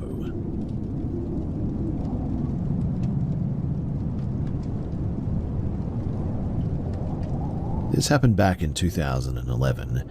I think it was spring when it happened. And it is the single most terrifying 5 minutes of my entire life. I don't talk about it with my family anymore because my mum still gets visibly shaken if the subject even drifts towards that weekend. So, I was 11 years old, spending the weekend at my cousin's place in a dense working-class suburb just outside of Leeds, England. It was one of those sprawling council estates where every single block looks identical. Rows of grey pebble-dashed terrace houses, tiny concrete front yards, and narrow alleyways cutting between the properties. My cousin's house sat straight at the edge of the estate, backing onto a paved canal towpath. Beyond the canal was just a massive expanse of abandoned industrial wasteland, really. Overgrown mounds of gravel, rusted iron frames, and dense pockets of gorse bushes stretching out toward the train tracks. About a 2-minute walk from her kitchen door, squeezed into a gap between two dead-end streets, was a tiny community playground. It was incredibly depressing. Just a rusted swing set, a metal slide, and a concrete basketball hoop with no net. The entrance to it was completely hidden from the main road as well, accessible only by a narrow, muddy alleyway between two brick gable walls. So, it was a chilly Saturday afternoon. The group of us consisted of me, my 11-year-old cousin Maya, her 14-year-old brother, Leo, and a younger neighborhood kid from next door named Toby, who was maybe 6 years old. Maya's dad dropped us off at the corner and told us to stay within eyesight of the houses, which was totally standard back then. Nobody worried about kids playing outside, really. We had been kicking a deflated football around for about 20 minutes, I would say, and because I was the oldest girl, I was naturally keeping an eye on the surroundings all the time. I was standing near the back chain link fence that separated the swings from the canal path, while Leo and the younger kids were closer to the alley entrance. A few delivery vans and local cars passed the end of the alley, which was pretty normal. But after a few minutes, a massive older model white transit van drove past the gap. Oddly too, it had completely blacked out rear windows, no company logos, and a heavily dented side panel. It didn't just drive by as well, it crawled past at a literal walking pace, engine barely ticking over. I noticed it because the driver was sitting incredibly low in the seat, but I just figured that he was looking for a house number or something.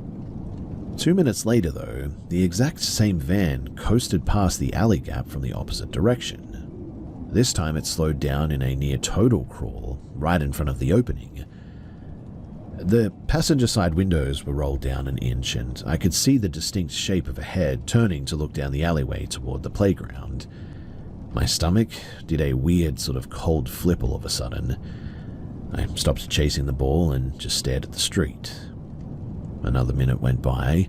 We went back to playing, but my eyes were now glued to that brick gap. Suddenly, the white van didn't just drive past. It cut a hard, aggressive turn and pulled up directly across the mouth of the alleyway, completely blockading the entrance. The diesel engine idled with a loud, violent rattle. The heavy sliding side door slammed open. 3 men stepped out onto the pavement. They were all wearing oversized dark hoodies, baseball caps pulled low, and one of them had a bright, high-visibility construction vest thrown over his sweatshirt. The guy in the high-vis vest, he had a thick black neck gaiter pulled all the way up over his nose and mouth. On a cold, dusty construction site, you wouldn't look twice. In a completely empty suburban alleyway leading to a children's playground, it looked entirely wrong. They didn't look around to check their phones or stretch their legs or anything.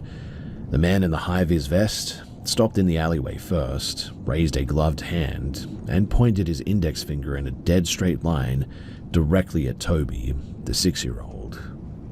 I couldn't hear the exact words over the rumble of the van, but he muttered something short and sharp to the 2 men behind him, his head snapping down toward us. Then they started moving down the alleyway. They weren't running yet, but it wasn't a casual walk. It was a synchronized, wide-strided march, their boots heavy against the asphalt. They were moving with absolute terrifying intent. In that exact moment, my brain completely bypassed logic and went straight into pure primal survival mode. Maya completely froze, her eyes wide, clinging to the swing chain. Toby just stood there, holding the football, looking totally confused. But Leo, thank God for his age, instantly reacted.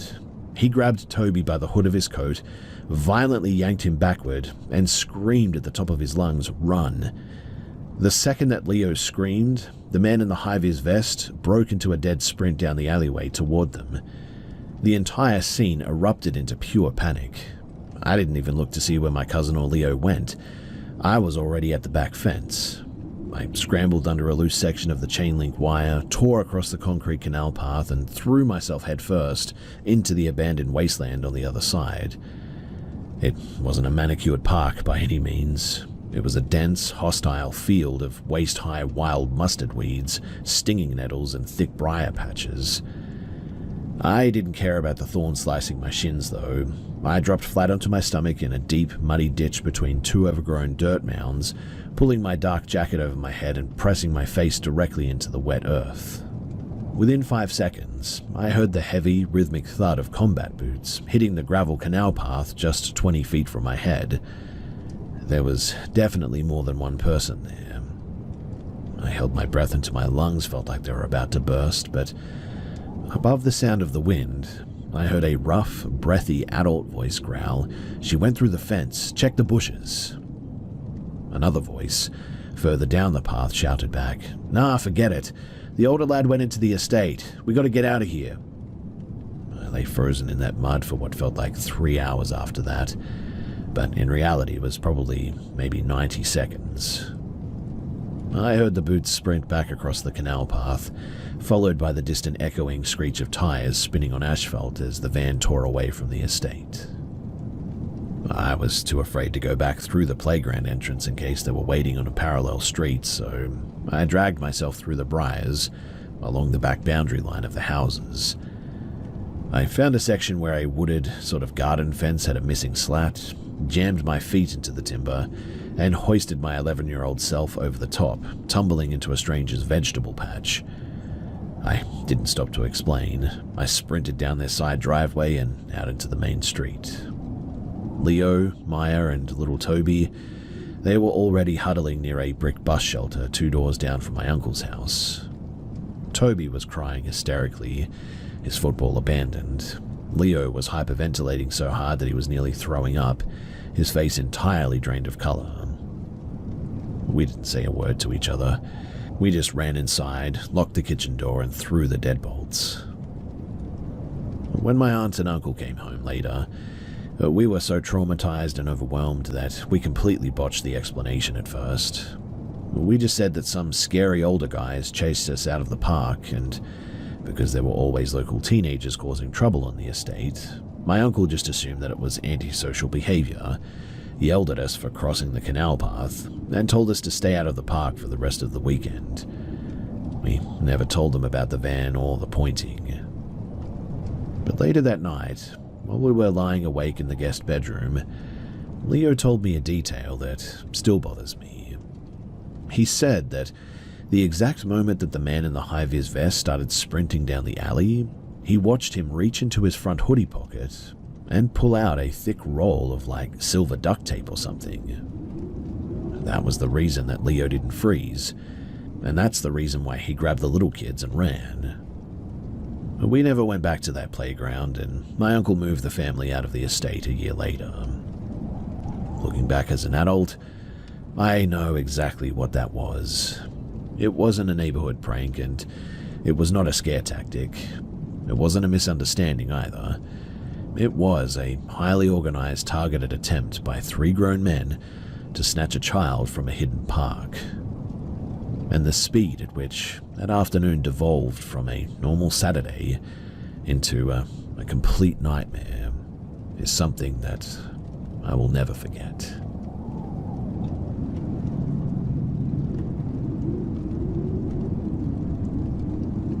In 2021, I was living in a quiet suburb with my partner.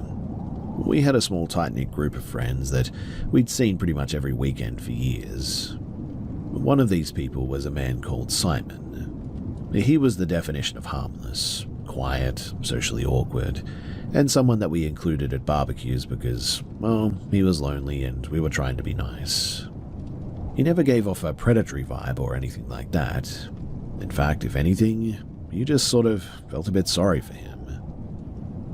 So one night, Simon gave my partner a USB drive, claiming that it was filled with indie playlists for our up-and-coming road trip. But we used it for months, plugging it into our car's head unit without a second thought. The ghost in our house as well didn't manifest in shadows or fog or anything. Instead, it manifested when we decided to clear the drive for new files.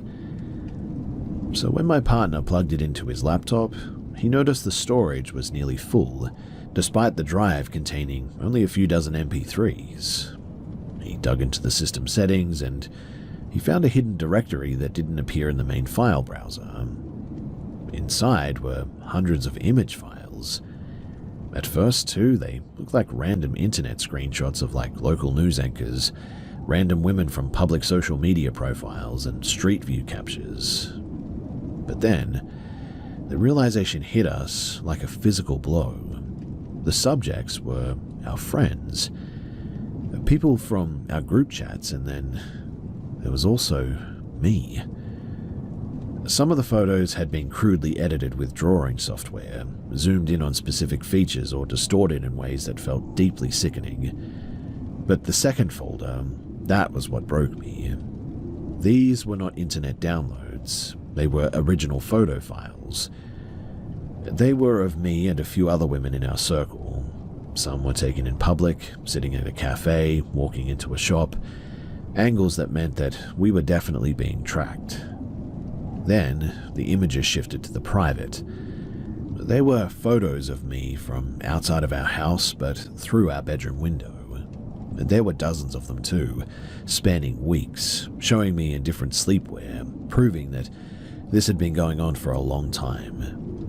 In one, a blanket had been peeled back just enough to see what was underneath, if you catch my drift. In another, his hand was visible in the frame. I stared at the screen, my heart pounding, trying to remember if I had ever seen anything, but I hadn't. Suddenly, though, the coincidences of the past year were not coincidences anymore.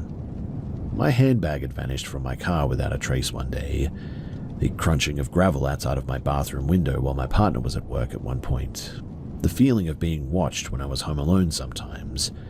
It was all a pattern. When we confronted him through text, he didn't even deny it.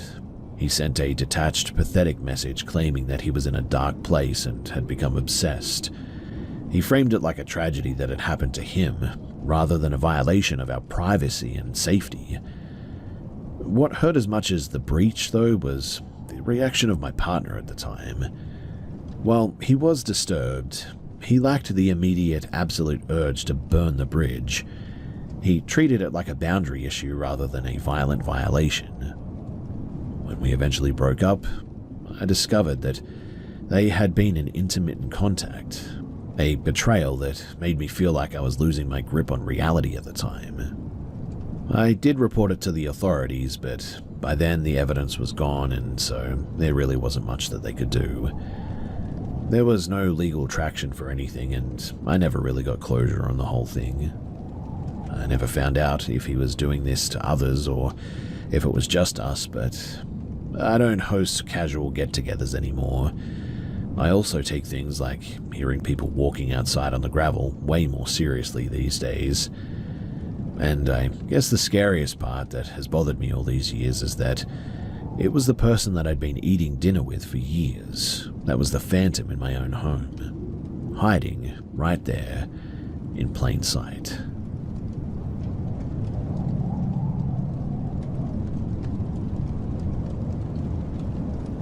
In late 2022, I was working at a 24-hour service gas station in a quiet, sprawling town in a pretty rural area.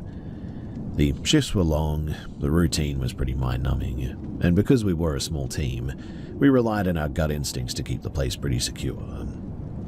That's when a man in his mid-40s started showing up. At first, he was just another regular face, but the dynamic shifted pretty quickly. He didn't come in to buy fuel or snacks. He walked in, stood by the entrance, and scanned the floor until he locked eyes with me. If I was on duty, he would loiter for an hour, and if I wasn't, he would turn around and just walk straight out again. At first, the interactions were just bizarre, but normal enough to just sort of brush them off, I guess. Questions about my name tag, comments on my appearance, or odd inquiries about whether I was actually working there. I treated it like any other retail creepiness. Keep the conversation short, keep moving, and don't engage. But he became a fixture. He started following me down the aisles while I was restocking, standing just a few inches behind me to ask repetitive, pointless questions. I started ducking into the staff-only office whenever he pulled into the lot. Then came the sinking realization. I had seen him before. About a year earlier, I had worked at a different store in a neighboring town, and he had been a regular there too. This wasn't a coincidence. It was a pattern. A few days later, a coworker pulled me aside. She'd been reviewing the security footage for an inventory discrepancy and found something that made my blood run cold. She showed me a clip of him behind the hot food counter. He was moving with purpose, opening cupboards, sliding out trays, and scanning the under-counter storage as if he were a shift supervisor. He had no uniform, no business being there, but he acted like he owned the place. He only left when a customer walked up to the register at one point. He wasn't just a creep, too. It seemed like he was practicing for something. He was playing staff to see how much access that he could get before being questioned. We started monitoring him obsessively on the cameras after this. The routine was always the same. Pick up a bottle, put it down, pace the aisle, and lean around the positions to watch me work. He'd stand by the cold drink fridges for 10-15 minutes at a time, never making a purchase, just tracking my movements like a predator mapping a territory. I stopped talking to him entirely after that. I gave him zero acknowledgement. It only made him more aggressive in his observations, though. He began standing near the glass partition, leaning his head just far enough to keep me in his line of sight all the time. My co-workers were terrified. One of them told me that a girl who had worked 3 months prior had been handed a note by him, apparently, while she was in the staff-only area, which meant that he'd been slipping behind the counter long before even I arrived. We finally forced management to stop treating him as a quirky regular and started the process for a formal ban. While we waited for the paperwork, I ran his name through the public databases, and it wasn't just creepy. Apparently, this guy had a violent history, older documented charges of assault that had been scrubbed from his current presence but were very real. He wasn't a lost soul after all. He was dangerous. The tension broke 2 weeks later when the police arrived at the gas station. He'd been picked up after an incident at a different station, 40 miles away, and he'd done the exact same thing. Loitering, watching the staff, and wandering into staff-only zones until he was confronted by an employee. When they challenged him, he actually attacked them as well. The victim ended up in the hospital, and he ended up in custody. The police confirmed our fears too. He was working up to an escalation point, apparently. The pretending to be the staff, the pacing, the constant watching. He was testing the boundaries, seeing how much control he could exert before he finally snapped. Management finally issued the ban and handed over months of footage to the police, but I couldn't go back after that. Every time the bell above the door chimed, my heart would jump into my throat, expecting to see him standing by the fridges. And so I quit shortly afterward. It taught me the hardest lesson in life, though. Never prioritize being polite over your own safety. If your gut tells you that somebody is mapping you, then trust it.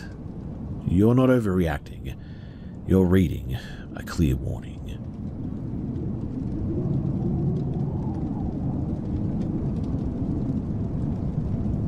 In the summer of 2021, I was back in my hometown in the north of England for university break, working late-night shifts at a pub in the city centre.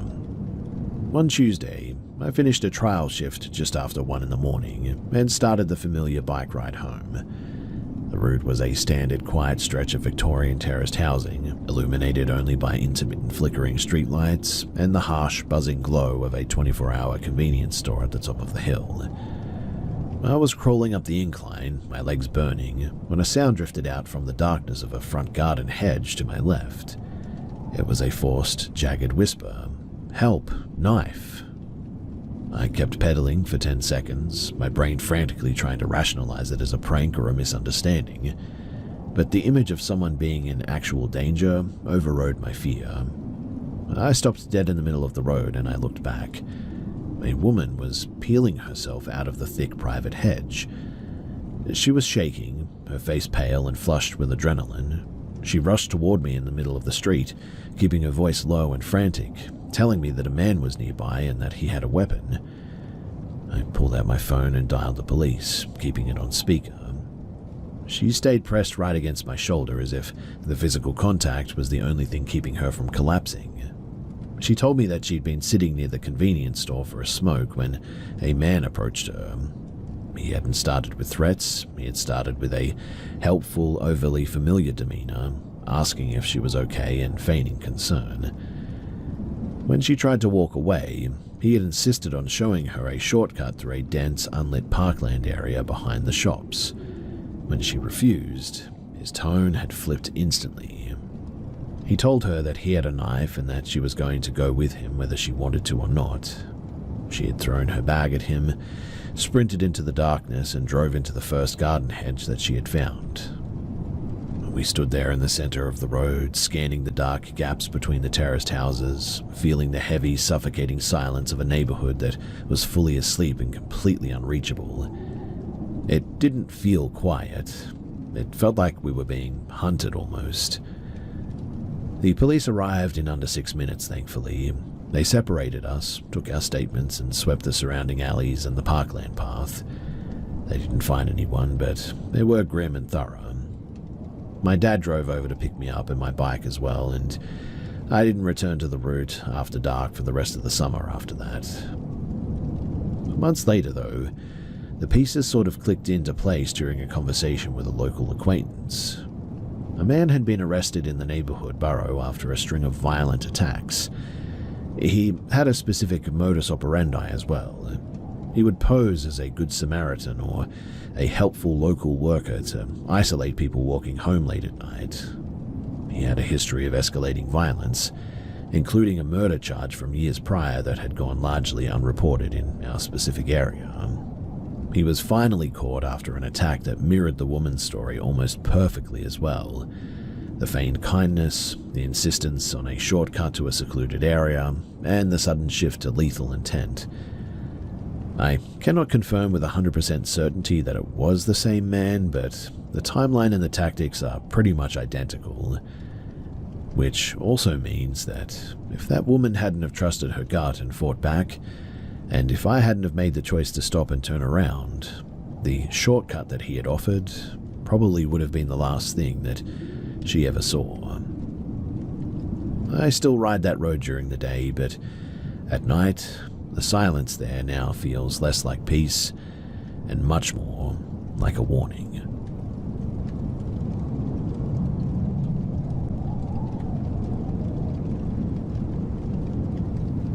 In 2018, my partner and I relocated to a small weatherboard rental just outside of a coastal town. We were looking for a quieter life, and the rent was impossibly cheap for a house so close to the water. It seemed like a fresh start. For the first few months, everything was pretty unremarkable. But then we started noticing the architectural details. Every single bedroom door and even the bathroom door had heavy exterior-facing key locks installed on the hallway side. The main bedroom even had a sliding deadbolt bolted to the outer frame. Then there were the windows. Someone had clearly taken a knife or a drill or something like that to the old-fashioned blinds. There were small, rough cut holes punched through the fabric, positioned at exact eye level for a seated person. Whether you were on the couch or lying in the master bed, you were being watched from the outside, it felt like. But we laughed it off as the quirks of a paranoid former tenant, until we started chatting with the neighbors. An older man next door eventually opened up about the previous resident. He didn't use names, just bad news. He spoke of constant, guttural screaming coming from the house at all hours, the kind of noise that didn't sound like normal argument. There was a dilapidated garden shed out back that was a health hazard, filled with filth where the guy had kept a dog chained up for months until the neighbors finally called the rangers to have it removed. When we mentioned the locks on the doors, the neighbor just went quiet. He didn't look surprised. He looked tired, if anything. The reality of the house, though, crashed down on us one Saturday afternoon. My partner had ducked out to the local shops, leaving the inner door open but the screen door latched. I was in the bedroom when I heard a car pull into the driveway. Expecting my partner, I didn't think much of it until I heard the engine stay running. I glanced out the window and saw a black sedan with heavy window tinting. Not our car. It sat there, idling, then abruptly reversed and pulled into the second driveway on the side of the house. A man climbed out. He was massive, moving with a singular aggressive focus. He walked straight up the steps and, without a single knock, yanked the screen door open and stepped into the living room. He began shouting in a language that I didn't recognize, his voice booming and volatile. I was paralyzed, then hit with a surge of pure fight-or-flight adrenaline. I began screaming at him to get out, my voice cracking with panic.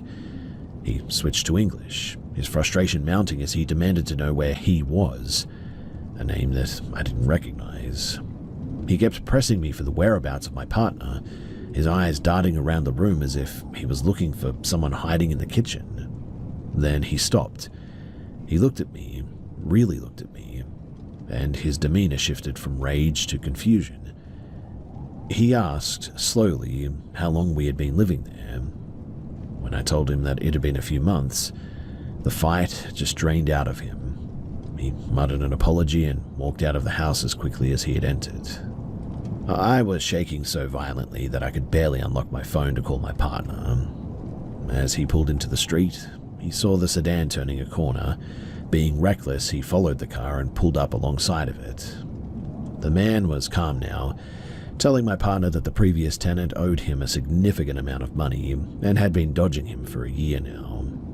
He had visited the house so many times while the previous guy lived there that he assumed that nothing had changed. It was a terrifying, hollow apology, but over the next year, the legacy of the house continued. Other people showed up, some asking for the same man, some just knocking and trying the door handle when we didn't answer quickly enough. It was clear that the previous tenant hadn't just been a bad neighbor. He had definitely been involved in something systematic and dangerous. We stayed longer than we probably should have for financial reasons, but we turned that house into a bunker eventually. We installed high-definition cameras, replaced every lock, and never left a door unbolted, even if we were just in the backyard. We eventually moved on, but I still think about that afternoon. That man walked into our home ready for violence, and it was only by a stroke of luck that he realized that he was in the wrong place before anyone was hurt. It's a sober reminder that sometimes the cheaper rent is actually a tax paid in nerves, and you never really know who or what is still looking for the person who lived there before you.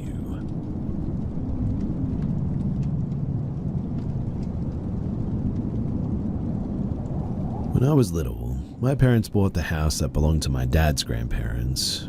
I'm not sure how long the home was in my family, but I do know that my grandma lived there as a little girl.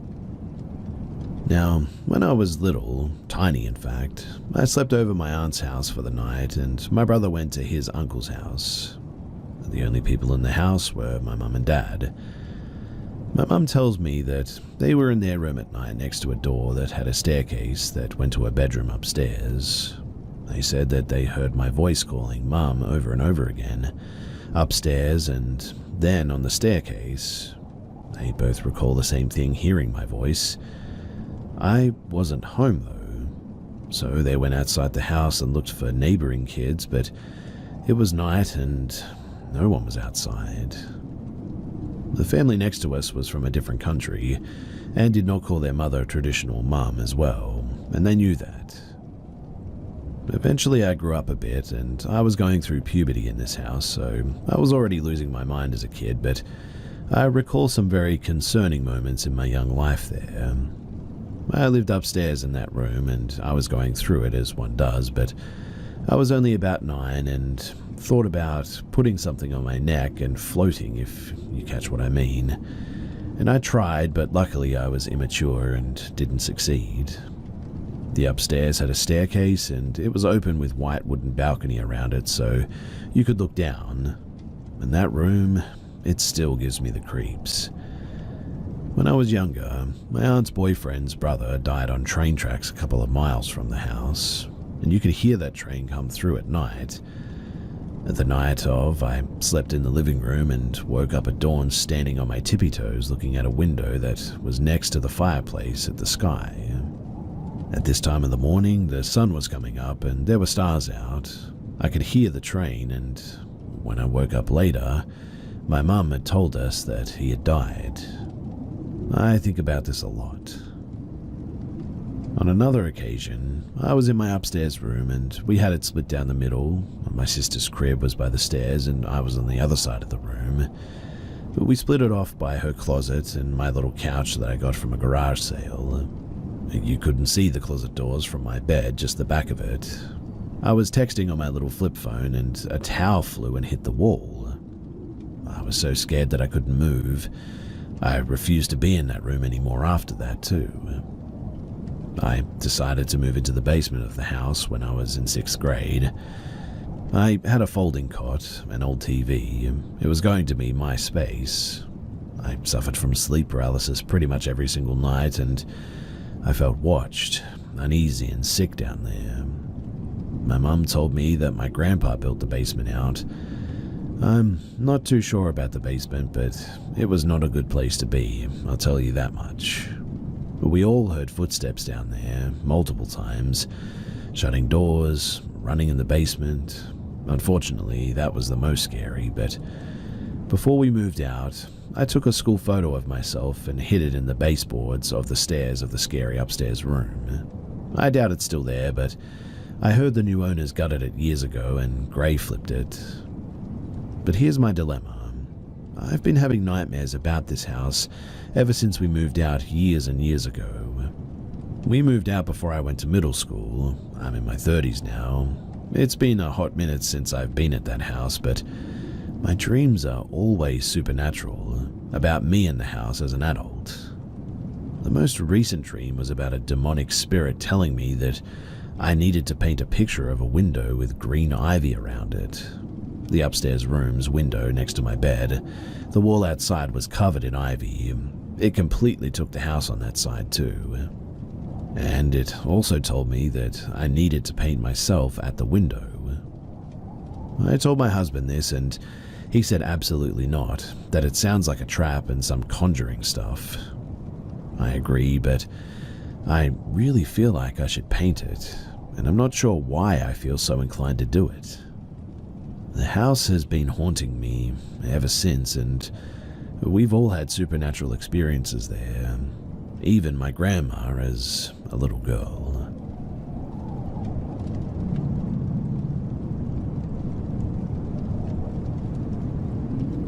So there's this one time that I was playing with my toys in the basement of my parents' house.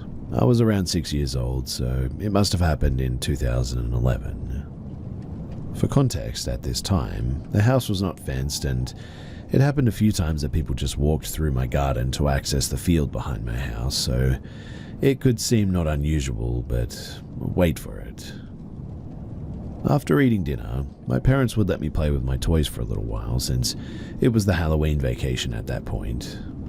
I can't say for sure what time it was, but it was definitely after 7 p.m. because I remember that it was already very dark outside. While I was playing, I heard a noise coming from, I thought at the time, the boiler room that is behind me. It usually makes noises, so I continued playing without even thinking about it. The door of the boiler room was closed like always. It's always closed because otherwise we can smell the fuel in the whole house. Anyway, I continued serving plastic food to my non-existent clients in my non-existent restaurant. Then I heard another noise. That time I turned around to see what made that noise and where it came from, but nothing. The door of the boiler room was closed like it was supposed to be. I was confused, but didn't worry more than that and continued playing. Until I heard a knock coming from the window facing me. I looked up and there was a man standing there looking at me. The guy had his head between the bars of the window, and still today I could recognize him, even if it did happen 15 years ago. He was wearing his 90s Nike jacket and a faded blue cap. He had a beard of 2 days, and he looked like he was very tired. I remember him having these massive dark circles under his eyes, his expression being neutral when I noticed him. After a few seconds of staring in shock, I ran upstairs to my parents, telling them about what I had just saw. My dad immediately ran down to the basement. He grabbed a hammer and got out ready to attack the guy if needed. But by then, the guy had just disappeared into the darkness. My dad even went to drive around the village that I live in to look for him, but we never did see him again. We believe that he probably ran through the field behind my house. These events, though, honestly traumatized me at that age. I was having a lot of nightmares, dreaming of this almost every night for a while. I had night terrors because of this, and still today I'm pretty terrified when I'm in this basement. It always just gives me the chills and makes me want to run upstairs as quickly as I can.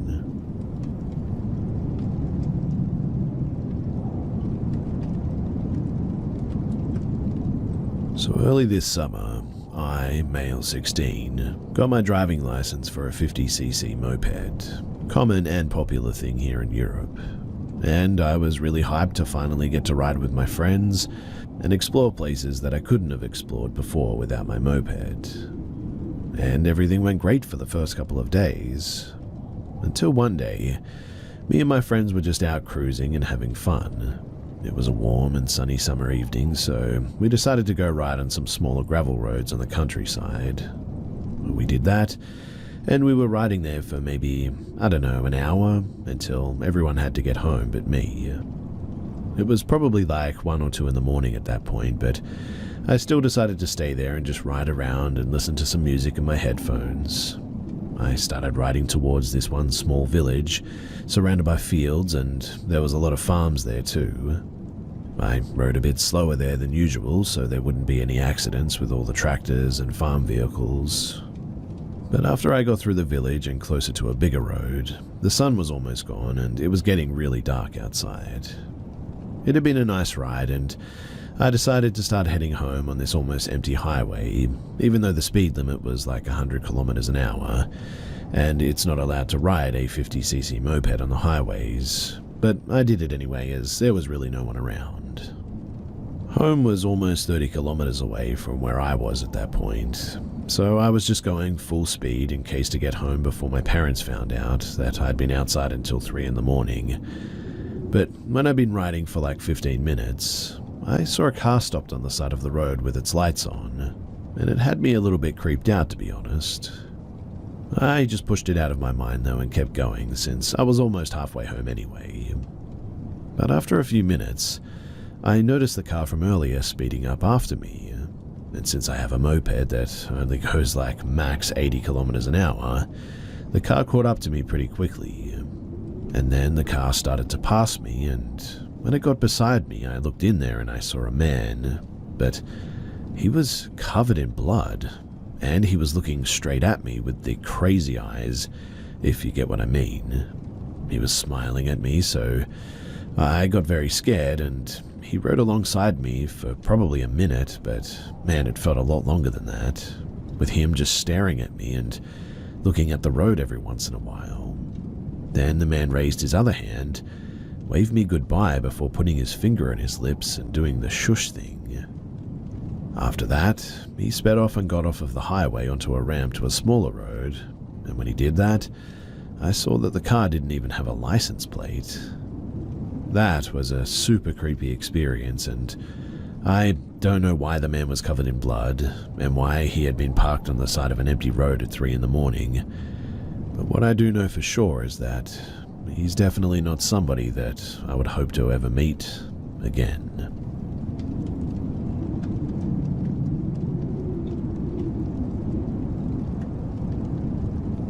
I would really like to try and find an explanation for these events that happened to me while I was younger. It still sticks in my head to this day, and makes me feel anxious for some reason.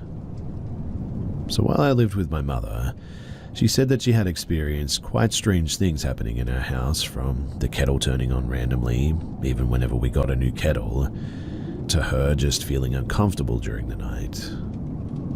When I got to about 10, I believe, one night I got up to use the toilet, and I remember seeing a man standing in our hallway, which really scared me. I ended up screaming for my mum to help after running back to my bed. I remember telling her what I saw and her actually believing me, which I think helped me cope a bit. Another time, which This one still scares me the most. It was around the time I was 14. I was in the same house, and it must have been about 6 in the morning. I woke up to a strange feeling, like somebody was watching me from next to my bed. The way my back was facing, I couldn't see though. I slowly turned to see a shadow silhouette standing right next to me, faceless.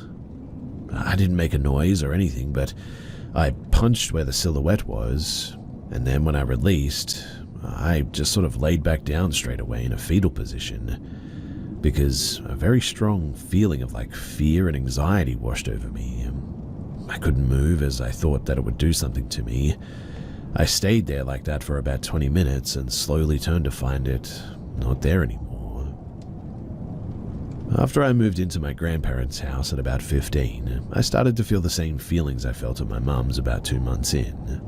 And one night, I heard what sounded like bare feet running to and from my bedroom door to the back outside door.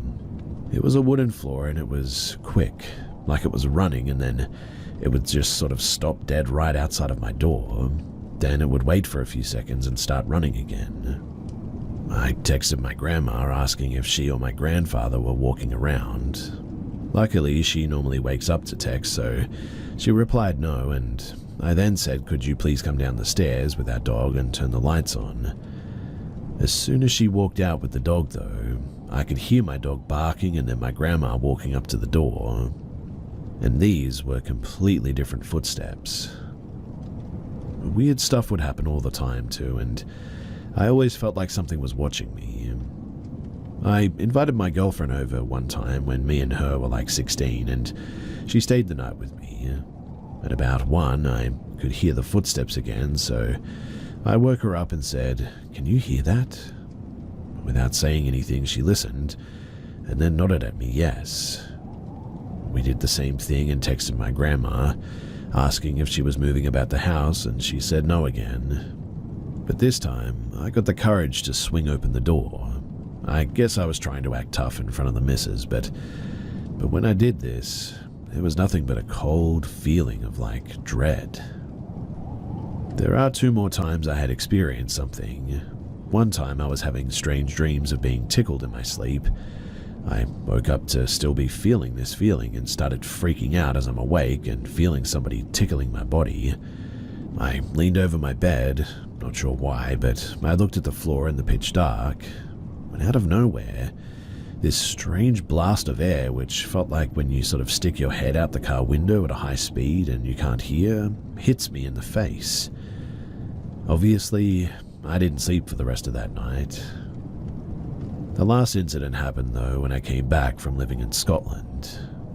Interestingly too, in Scotland, I had no issues at all. Anyway, I had pulled up to my grandparents' house with my ex-girlfriend and we were just having a chat in my car. I look in the front window of my grandparents' house and I see the same shadow silhouette that I saw all those years ago.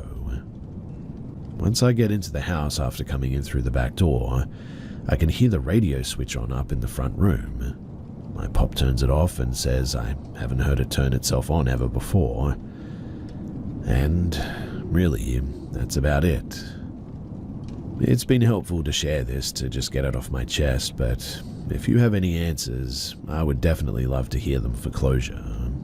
I have to try and stop thinking about these events that happened to me because they just make me feel a bit crazy and stupid, but anyway, if you have any information about what any of this could have been, then please do share it.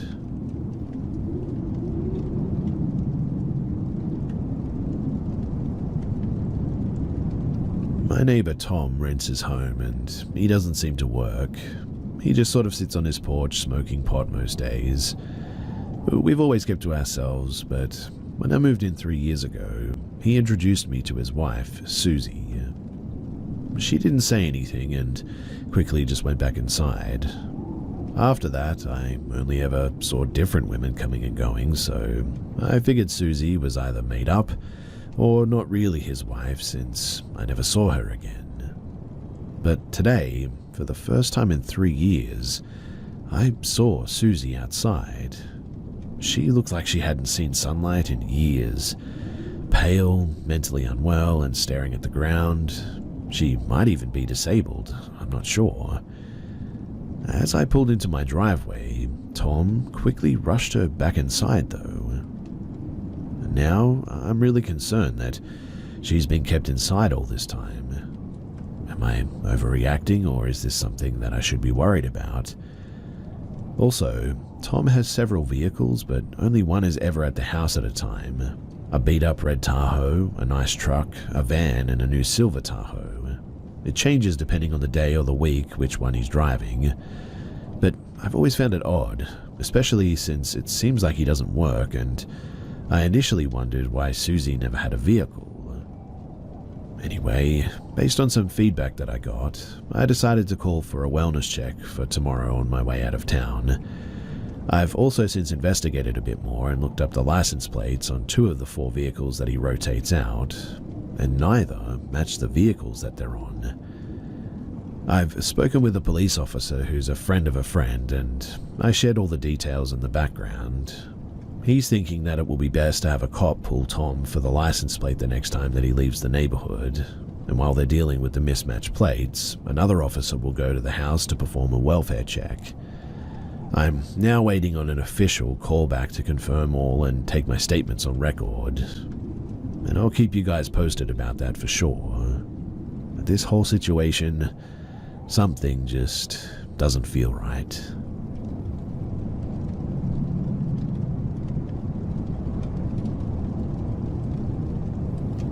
Me and my best friend at the time, we came from some pretty abusive home lives. As such, we often sought refuge in the woods near our neighborhood. We did this because during the day, we would be free of our abusers and adults brushed this off as kids being kids. But on a particularly bad night, my drunk father invited his motorcycle gang over, who were all terrible drunks themselves. They kept coming into my room trying to find me, but I hid away in my hamper, buried under my dirty clothes until they seemed to have given up or gotten too drunk to care. And quietly, after about an hour, I came out of the hamper and snuck out of my back window. We lived in a slab ranch-style house, and my back window went into our backyard, which was unlit and sealed with the exception of a small gate that was blocked by their bikes. I snuck over to the back fence, picked a corner, and climbed over it, tossing myself to the other side. The neighbor behind us watched me cut through his backyard, as he had many times, and let me be. We lived in a village, so everybody sort of knew about my dad, but would never do anything about it. Anyway, I ran to my best friend's house, a mere 2 blocks away, but when I arrived and tapped on her window, her own abusive parents were asleep.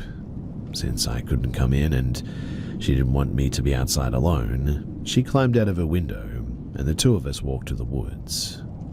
We settled next to a water reservoir meant to store rainwater in case of flooding, and we sat on the hill far from the road's view. She pulled out some snacks that she had brought with her, and we began conversing as 2 teenagers do about this and that. It was about 20 minutes later or so that we heard shuffling from inside of the reservoir. At first, we thought maybe a deer had jumped the chain-link fence. Rare, but possible. So we just sort of tried to ignore it. But then it got louder. It was also unusual movement, like a dragging almost, or a scraping sound against the brush. Though these woods were usually empty, especially near the reservoir where we were, save for typical animals, we became concerned that maybe there was another human around out to spook us, or worse.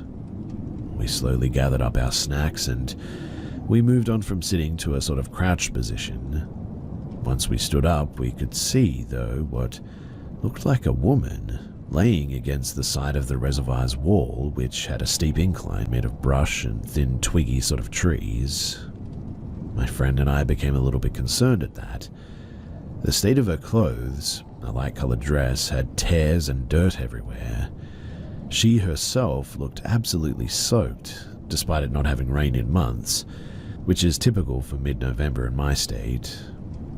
Are you okay? My friend asked in her direction.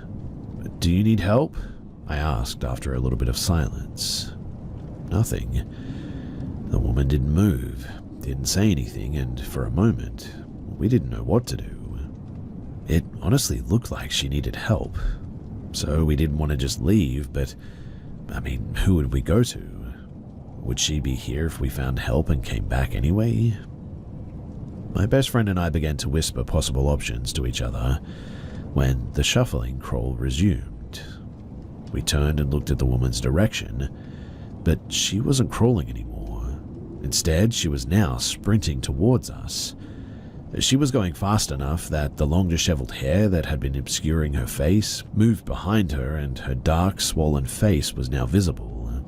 She had blue lips, white milky eyes, and began to screech all of a sudden. My best friend and I absolutely booked it. We ran as fast as we could to the streetlights and their orange glow, and we could hear her until we crossed the street, and then just silence. We turned back and looked at the fencing, huffing and puffing, looking for any signs of her. We saw nothing though, and began to talk about how it was probably a senior teen messing with us or something. But then we saw her again, standing inside the fence, just staring at us. The orange glow of the lights hit her, making her features seem soft, if not still unsettling. I took a step in her direction, believing now that she was probably just some sort of crazy homeless woman. She was behind the fence, and the time that it would take her to climb it made me confident. I spoke to her. I told her that she was a creep for scaring us like that, and that it wasn't our fault that she was homeless. I did the front-end motion with my shoulders, if you know, you know, and shouted for her to not be so reckless and mean. This must have made her angry too, as a part of me knew that it probably would have, but she started to rush the fence again. It was a tall fence, so I knew that we could duck through some yards to safety before she hit the ground on the other side. I watched her though, daring her, but she got to the fence and didn't climb it. Instead, she moved through the chain link fence as if it wasn't even there. At that, my best friend grabbed me and we started booking it back towards her house as fast as our legs would carry us. We heard one shout from the woman, a blood-curdling scream, but it sounded like it was fading in the distance, and soon she was gone. We never went back to the reservoir spot after that, and we only ever returned to the woods during the day. After that, the paths and the trails, they just no longer felt safe, and everything had a weird stillness or quiet about it. But we no longer heard birds or bugs, and it never felt safe there again. We were 16 at the time that this happened, and I've long since moved from that village. I went off to college, in fact, living in a suburb and then to a large city, and I'm actually packing up to move out of state entirely. The house that I'm leaving is near a lake, and packing up my life has meant keeping some odd hours. And for the first time in, years, I found myself up at night and moving boxes into the garage. I stopped and I took a look at the lake on my way back to the house, but I froze because I could have sworn that I saw that same woman crawling on her belly, dragging herself up the side of the lake through the mud that sat on the edge. In an instant, she was gone, and I don't know what I saw, but it was creepy enough that I rushed back into the house instantly. I'm not sure what this means, but my aunt is coming to sage the house and our things after this. She's also insisting on doing it for our new place before we move anything in, and to be honest, I think I'm going to let her. I wanted to tell my best friend about all of this, but unfortunately she passed away a few years ago, and, that's another story entirely.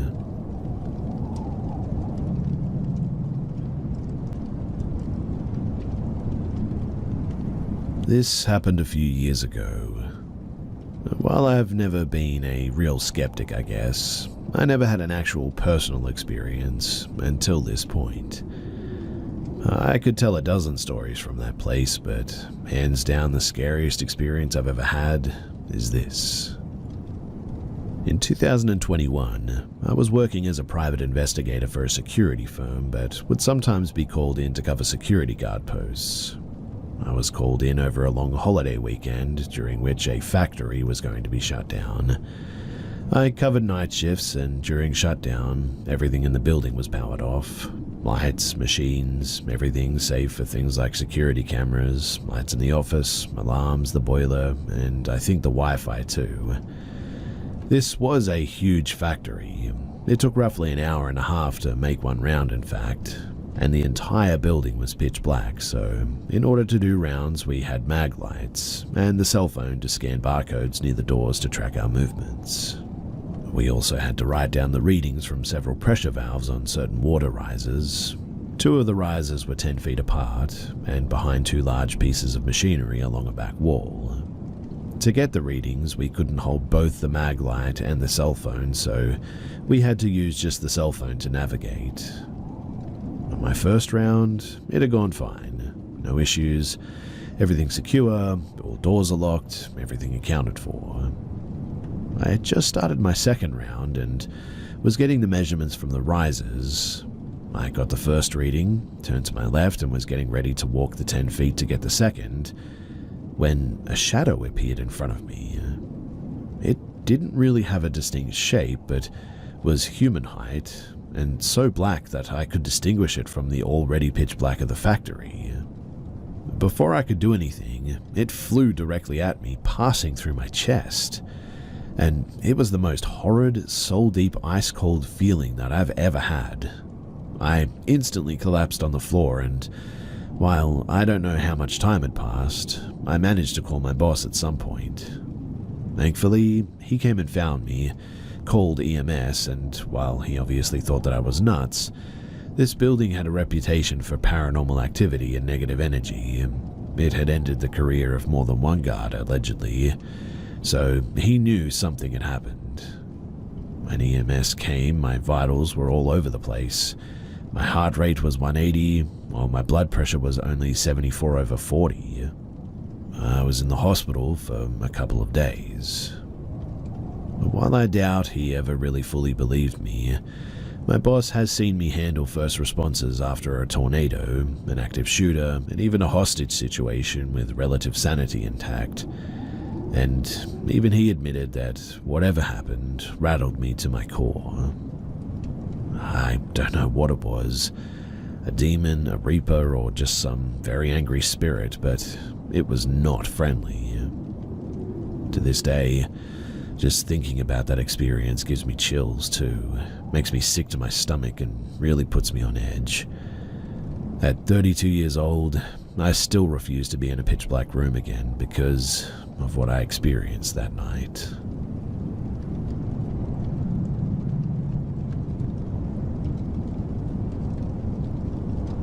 First of all, let me start by saying that I'm just some regular guy who thinks that, yeah, spirits are real and I believe in God, but I never think about any of this stuff or am spooked by it either.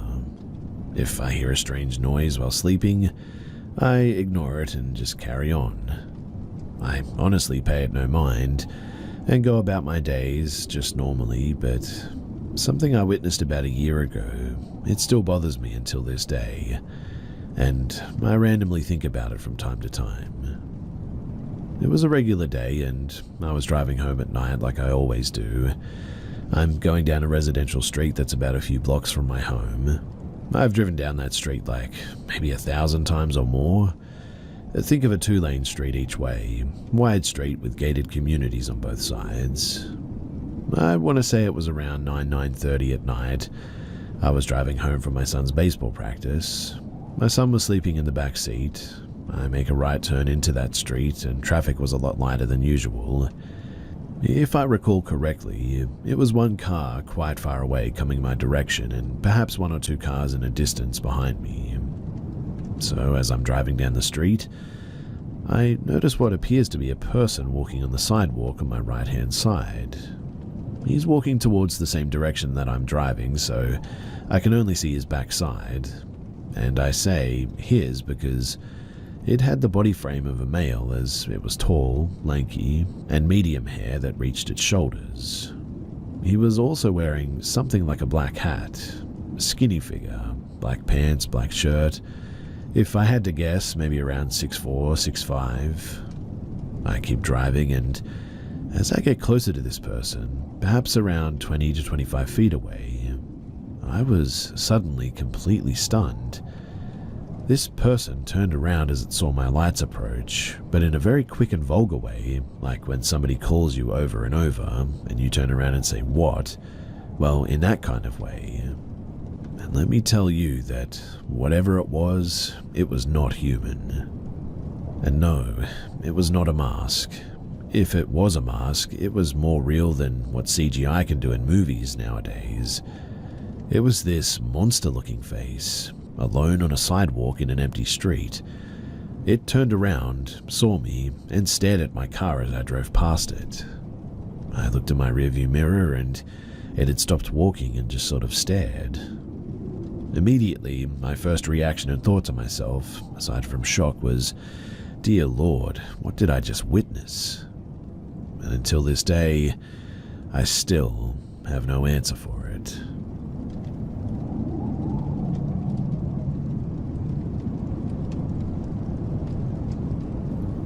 So this happened about 5 years back. I was dating a girl who was prone to violent outbursts without warning.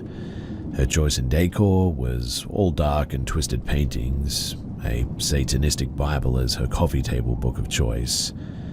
At times, she was a very sweet and loving person, but would switch on a dime to her outbursts. She even once pulled a knife on me, cutting my hand when I tried to take it from her. One night, though, I was staying over. We were laying in bed watching movies and relaxing. I went downstairs to the kitchen to grab a drink from the fridge. The kitchen was dark, just lit up from the light above the stove. I opened the fridge door, reached down to grab my soda. When I stood back up and closed the door, starting to walk back, I was met with a shadow, not on a wall, but rather right in front of me. It was taller than I was. I kind of jumped back in fright, only to have it disappear in front of me. Walking back to the room, I was a bit confused and rattled, I guess. At first, I tried to play it off as my shadow, but the placement was just all wrong, let alone it not being on a wall. I get back into bed clearly shaken, not wanting to say anything. I didn't bring it up. But then she asked me what was wrong, and I said, "Nothing, I just got a bit of a fright." She replied with, "You saw it, didn't you?"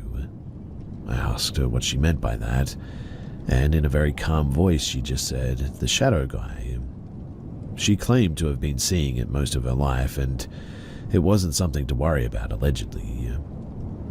Our relationship lasted 8 months in total, and a number of unexplained things happened in that house.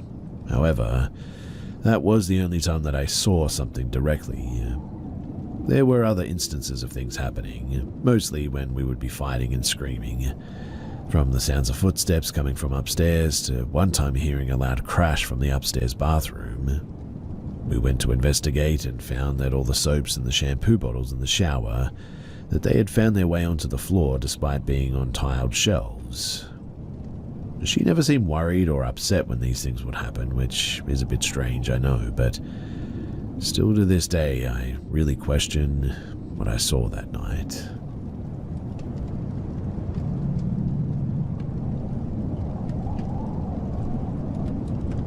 My children have been talking about seeing something in their room the last few weeks.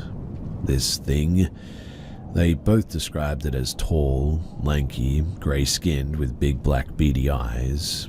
They described it as being surprised looking, but it's almost taking on features of people in the house.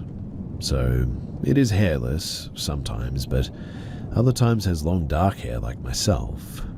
They said it's almost looking like one of the kids in facial structure, or their aunt who they look a lot alike.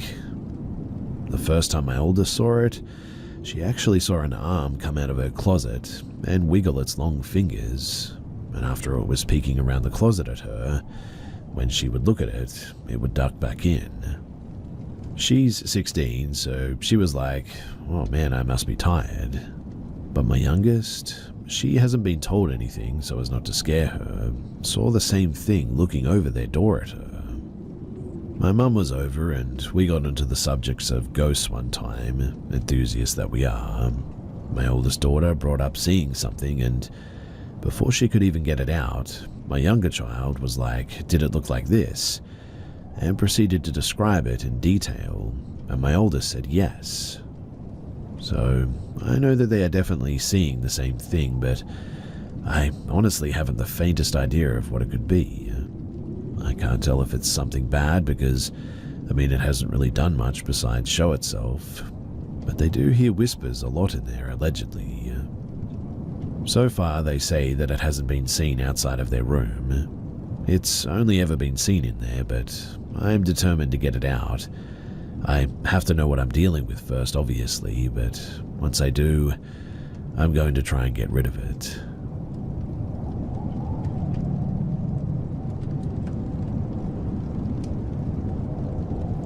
So this may all seem insane or delusional, but I would really love to get someone's feedback on this, a second opinion at least. This entire thing is true, I can assure you that. I've never stopped thinking about it or wondering about this night too. So, in 2021, I moved into the house that I currently live in. I'm renting it. The house was built in the 1950s, from what I can gather through records. All seemed fine when we first moved in, except for the red room.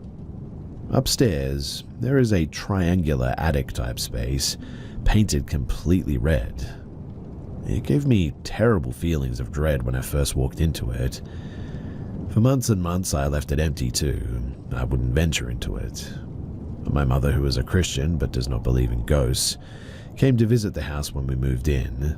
She walked into that room and said, "Oh my goodness, you should consider having our pastor come see this and pray," because she also got the dreadful feelings.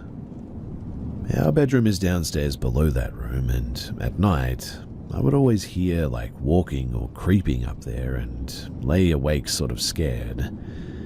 But then it all went downhill. You see, as I got into bed one night, I heard an echo or young sort of female type voice whisper my name directly in my left ear.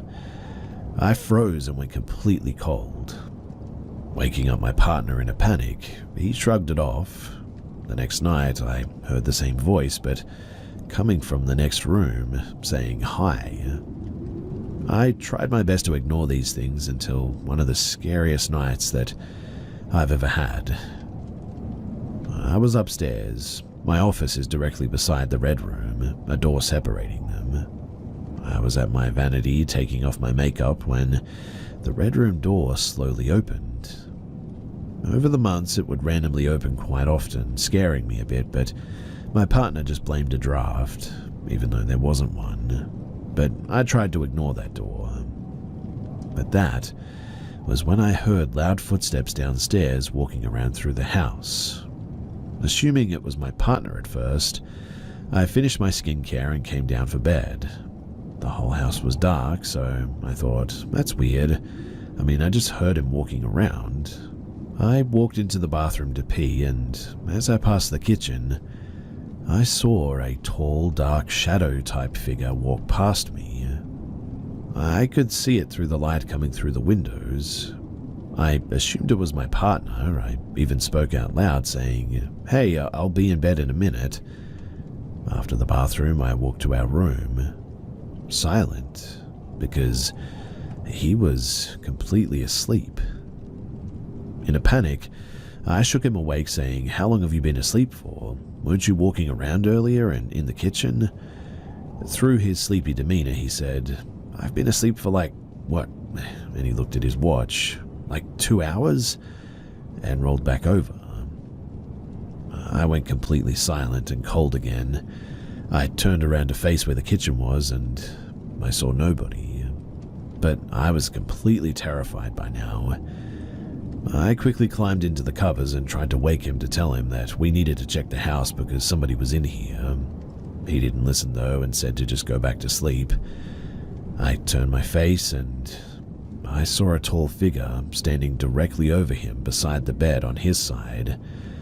At that, I couldn't hold it in anymore, and I let out a massive scream and grabbed him. This made him wake up, confused and asking, "What's wrong? What's wrong?" I cried and said that I just saw a person again over him. And when I said that, he jumped up and checked our whole room, under the bed too. He said that there really isn't nobody here. He's a skeptic, always has been, never was afraid of the house. And well, that all changed once he got back into bed. We laid there, and as I finally started feeling less afraid and drifting to sleep, a loud bang like a stomp on the ground or dropping a brick was heard. The sound came from the floor on his side of the bed, right where I had seen the figure. He immediately was shaken from his sleep and screamed, "Okay, what the heck was that?" I could tell that he was afraid. I'd never actually seen him afraid. I started to panic, saying that I told you there was something there. Crying a little bit now, I really didn't know what to do. He immediately went around checking the entire house, making sure nobody had actually broken in. He got back into bed and I said, "You know that it wasn't a person, right?" He didn't know how to respond. This is all 100% true. It happened early last year in 2023. After this event, we moved our bedroom to another room across the house and turned the old one into a bonus room. Since moving our room, nothing has happened since, which is a bit bizarre. I wondered if the entity or whatever it was feeding off of me easily because I was sleeping directly below that red room. I'm not sure, but since then the only occurrence has been the red room door opening, the doorknob rattling a bit too. I now rebuke whatever it is when this occurs. I'm not the most religious, but I very loudly and firmly let it know that it's not welcome and it needs to leave me alone. So, I'm here to get your thoughts about what all of this could be and what you think that I should do about it.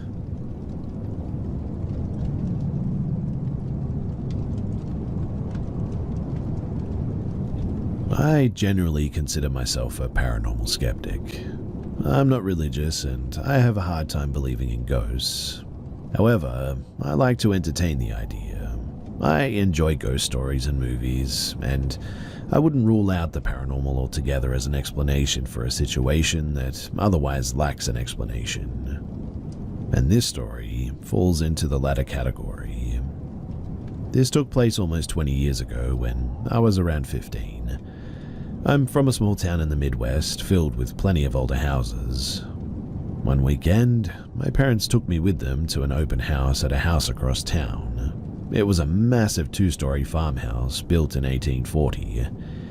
It was at the very back of its property, maybe 5 acres, and surrounded by mature trees and plants. The land had been somewhat decently maintained, but the house hadn't had anyone living in it for a while. It wasn't dilapidated inside or out, and it could certainly be lived in immediately, but it needed some TLC. Think the house from Ghosts in the UK, but with more Berber carpet.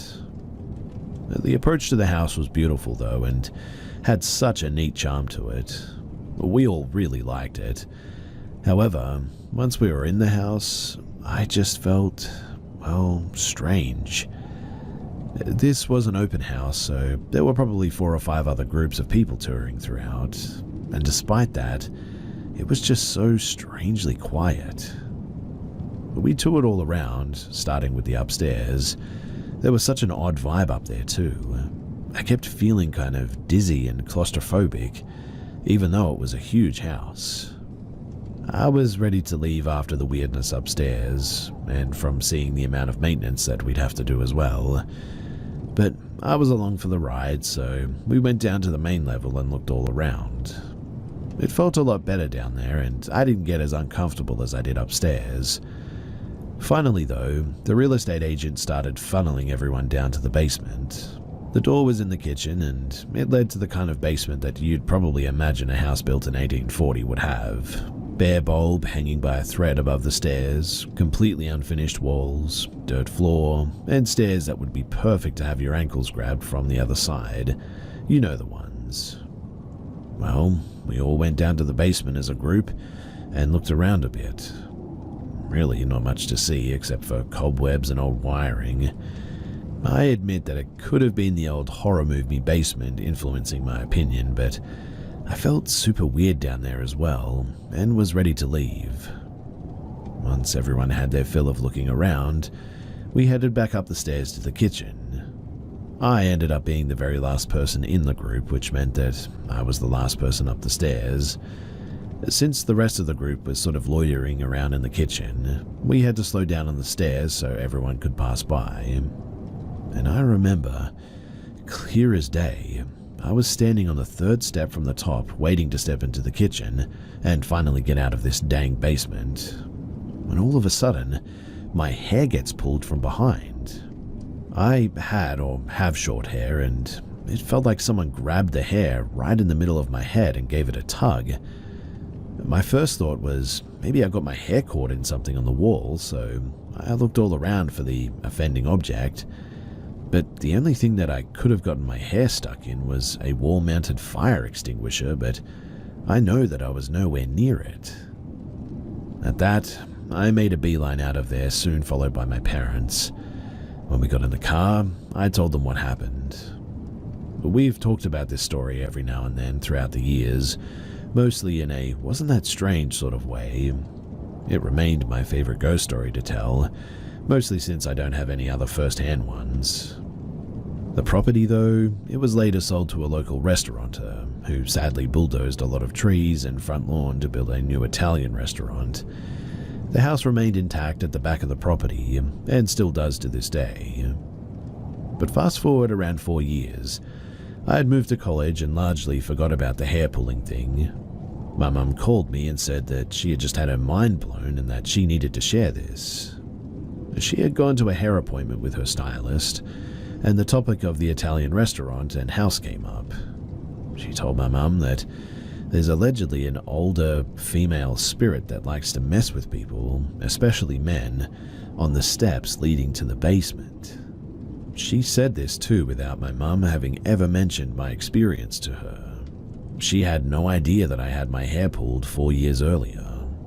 Of course, my mum proceeded to share my story from the open house with her, and I swear chills went down my spine. In fact, I'm getting chills even just sharing this.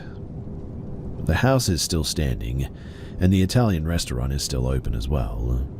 Part of me wants to go back to that house, but a much more sensible part of me wants, well, nothing to do with it. Anyway, if you've gotten this far, then thanks for listening.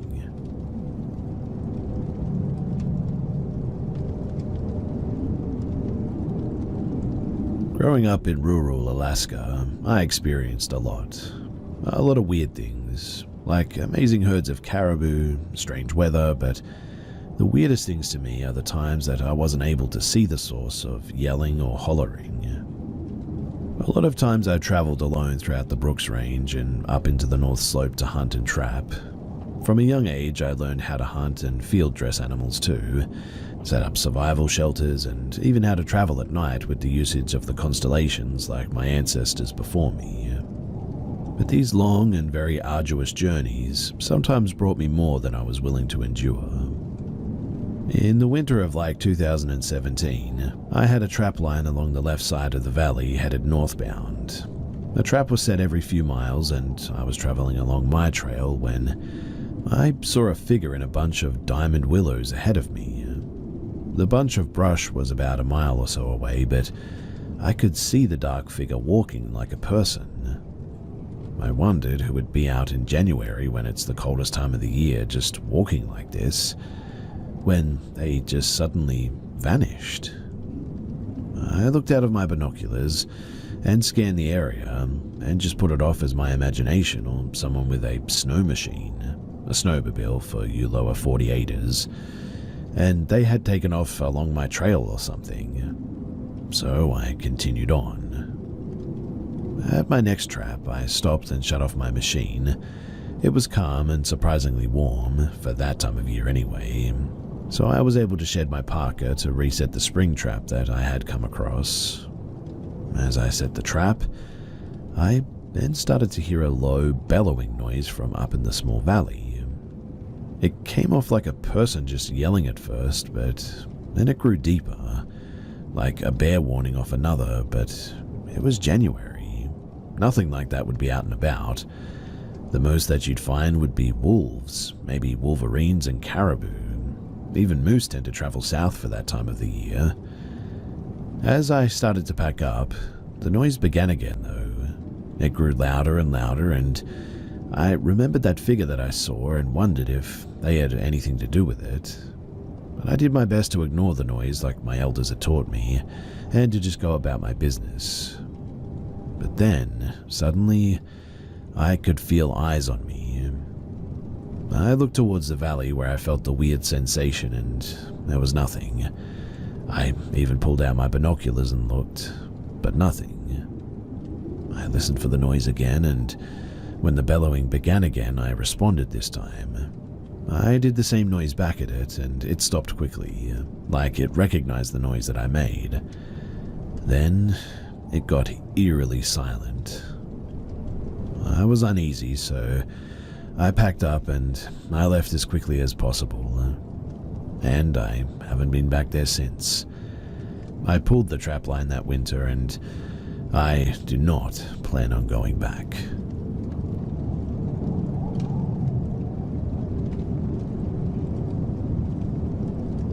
When I was 4 years old, I had cancer. When I was 5, the Make-A-Wish Foundation built me a cubby house next to our shed. I would go down there nearly every day and play. And one day, however, I noticed what looked like a man standing in the trees behind the shed. Naturally, I stayed away from it. When I had friends over, my friend, who was 2 at the time, would scream and cry about not going near the trees, and everyone made fun of her. Whatever it was, it would never appear when adults were around though, sometimes vanishing when we tried to point it out to our older siblings and parents. One day though, I decided to check out the area on my own without supervision, and I came across the man, except he had 4 arms, a green coat, and a jester's cap on. He had red eyes and pasty skin with red polka dots. He looked at me and sighed a big sigh as if he had found me after looking for me for so long. I noticed he started inching closer, and that was when I decided to run away. I eventually told my grandparents, who thought that I had watched the movie Clowns. My friend then says that she saw a jester under the trees, wearing red and white and having a pin on its chest. Apparently it used to reach out to her and watch her through her window at night. But does this sound familiar to anyone? Has anyone come across something like this? I came across something online called a Caraveldi, whose profile picture and description match nearly identically to this. If you know anything, then please do share your thoughts.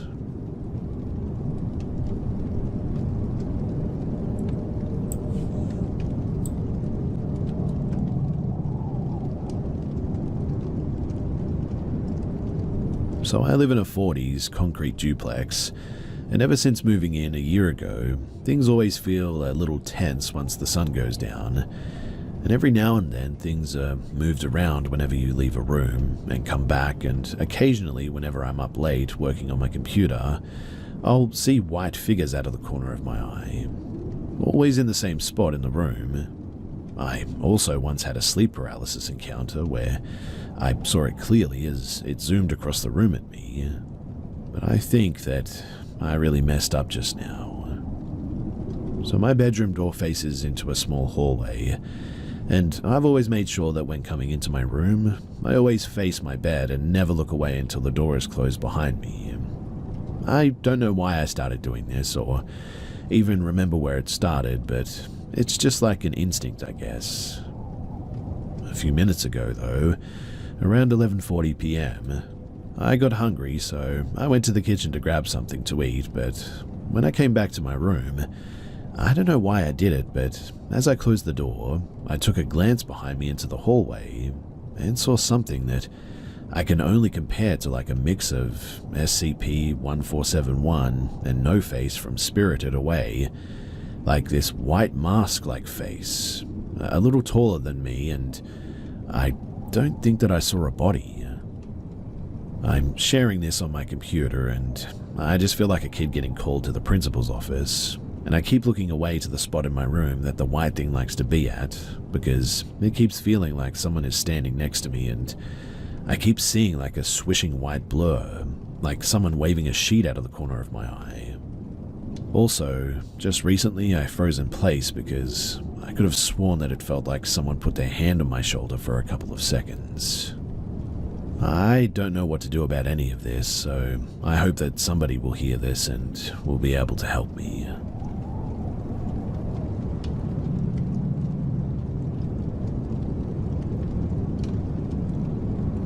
So I'm hoping to get some feedback on something unusual that I experienced a few years ago. I've always been a bit skeptical of paranormal phenomena, but this encounter has always stayed with me. I want to share what happened and see if anybody else has had a similar experience or can offer at least any insights. So, this happened when I was 16. It was around 7 to 8 p.m. and I was in my fully lit bedroom scrolling through Instagram. I was awake and fully aware of my surroundings when suddenly my alarm clock turned on by itself and started playing Cake by the Ocean. A random detail, I know, but I remember feeling a bit uneasy at that moment, like something was off in the room, like I wasn't alone. I looked up and there, right next to my alarm clock, was what I can only describe as a humanoid entity. It wasn't solid, but rather it seemed to be sort of made of light.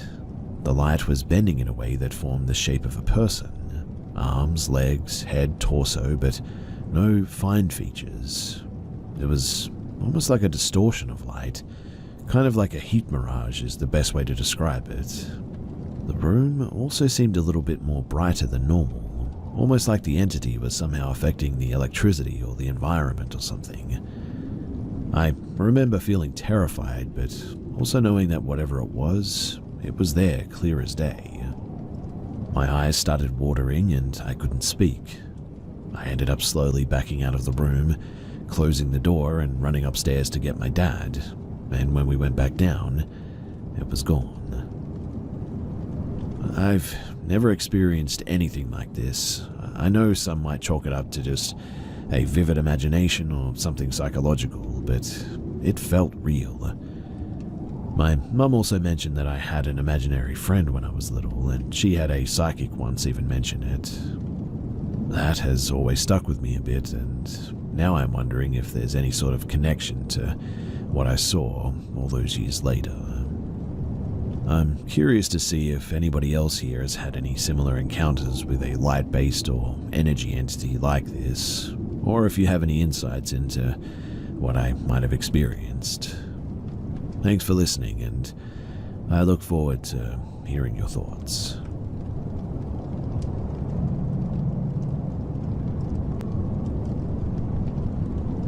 So I'm Native American and collect sage on our res in a beautiful river gorge. I took the same buddy from the last story from the Passade shower, and we ended up high on a primitive road miles from the highway overlooking said gorge. It was already dark, but there was a warm wind coming off the river. He had never been on native land before, and I told him that we thank the earth and ask permission before taking her bounties. Cheesy, maybe, but I'm not taking chances and am always respectful. He's so white though that he's practically translucent. I call him Alabaster as a bit of a joke, but he's always been respectful about native customs and all that, so we get along. We kept hearing what sounded like tiny rabbits in the scrubby sagebrush all around us. There was some scrubby brush and trees that were dense and maybe 15 feet high. We were on res land, not where houses were though, and I thought maybe someone let their horses or livestock graze, as there was a large metal trough right there that we were hearing the small animal chatter from. This chitter was high-pitched and sounded really adorable, to be honest. It was at night and in the pitch dark, but the sound really didn't bother us. Anyway, my buddy wandered near the trough that was set off of the primitive road and in the scrubby trees, not really accessible to livestock or horses or anything. It was surrounded by sage and brush, but looked brand new and sort of shiny, I guess, which was a bit weird. But when my buddy got closer, something very large, larger than his 6'2" frame, came loudly crashing through that brush. We heard branches and brush snapping like a large wild animal was charging through there. We couldn't see anything, to be honest, nor did I want to, but I did my signature round 'em up whistle. And yes, I'm aware that whistling at night isn't really that good, but we scurried to the car quickly, apologized to whatever it was that we had disturbed, and quickly left the area.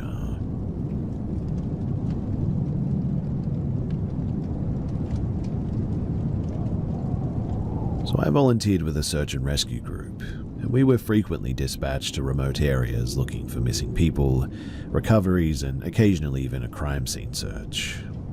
We were called out one day after a logging company had unearthed a backpack belonging to a man who had been missing for over 20 years.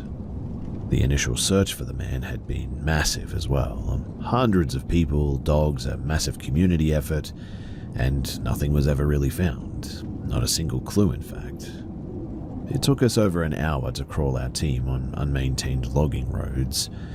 The area had wild horses, which I had never even heard of in our area.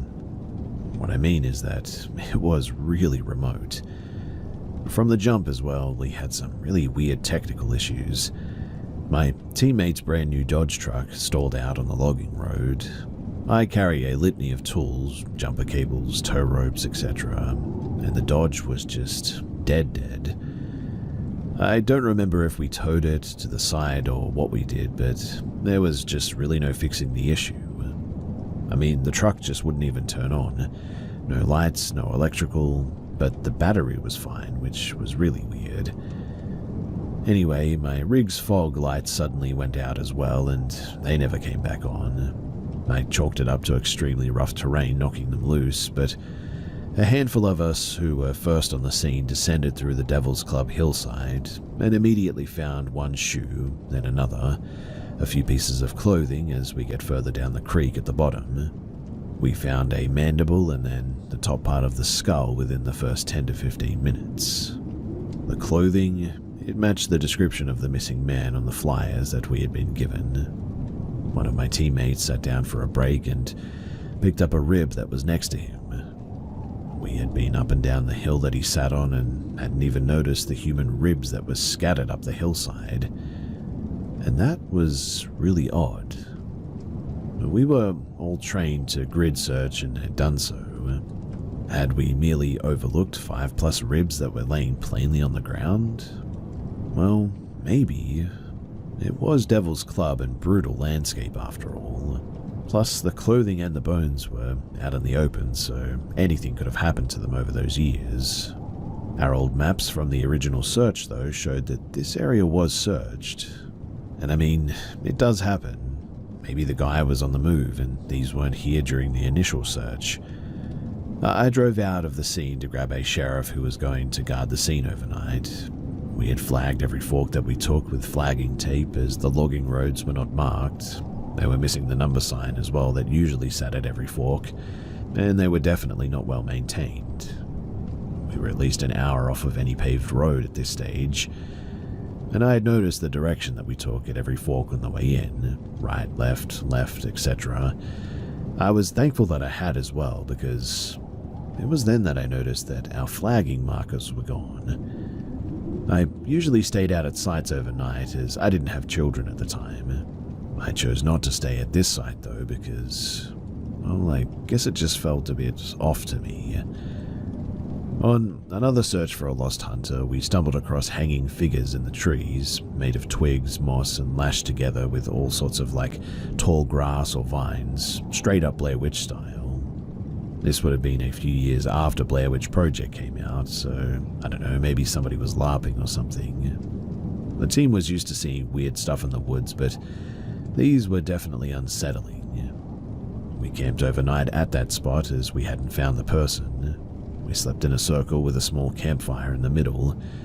It was fall, headed into winter, and so it was cold that night. We just had sleep sacks and bivy sacks, no tents or tarps or anything. And when we woke up, there was a small bundle of twigs lashed together with vines by our fire. We initially blamed our teen clown who was always pulling pranks, but the look on his face told us that it wasn't him.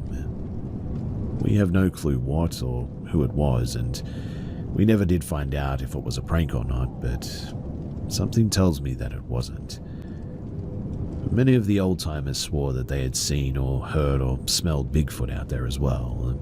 These were pretty tough men. Many had military or law enforcement experience even, and they weren't the kind of guys to get scared by much, but when they spoke about it, you could definitely tell that it got to them, at least a little bit.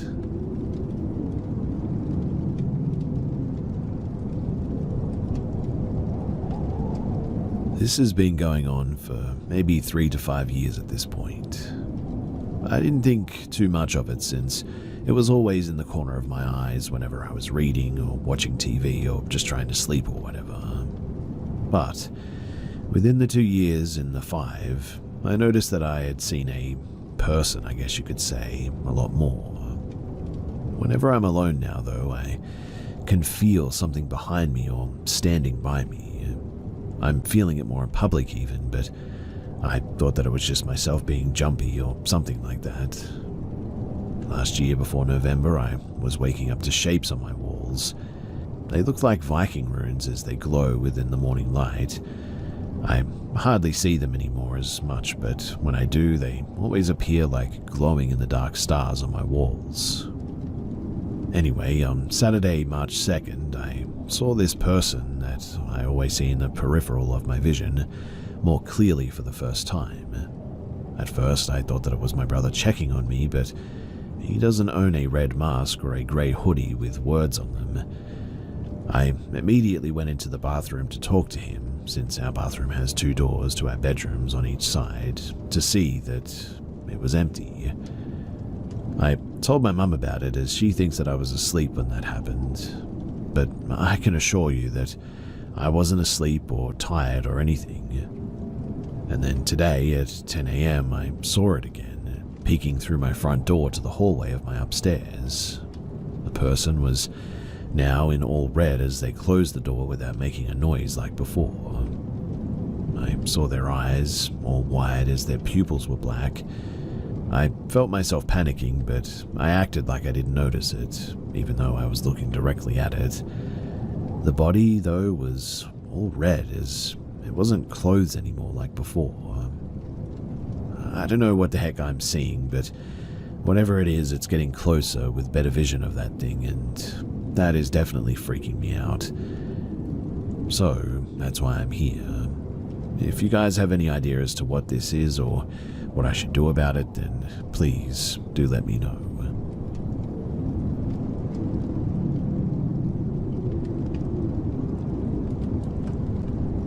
So, I know that this is going to sound impossible, but I found pictures on my phone of myself at 12:52 a.m., and I can assure you that I did not take them. I was in the kitchen just trying to heat up some food when I woke up not too long ago in the morning and I checked my phone. I was looking for something in the gallery and I found 2 pictures of myself from last night in the kitchen, and the angle that the pictures were taken was by the kitchen bar. Now, there was nothing behind the phone to support it from that angle, like at all. I remember I placed the phone by the kitchen bar, but even if that was the case, it's still not possible that those pictures were taken because someone had to tap the phone to take the pictures. Also, my phone is new and it's never lagged at all or anything. There was no one home, I was the only one there. I only had my cat and she was in my room. And the whole thing is just really creepy. Obviously, I checked my apartment and did everything possible to find the truth behind this. I mean, possibly it could have been an intruder or something. But that's just not the case at all, and really I have no logical explanation, nothing to solve this.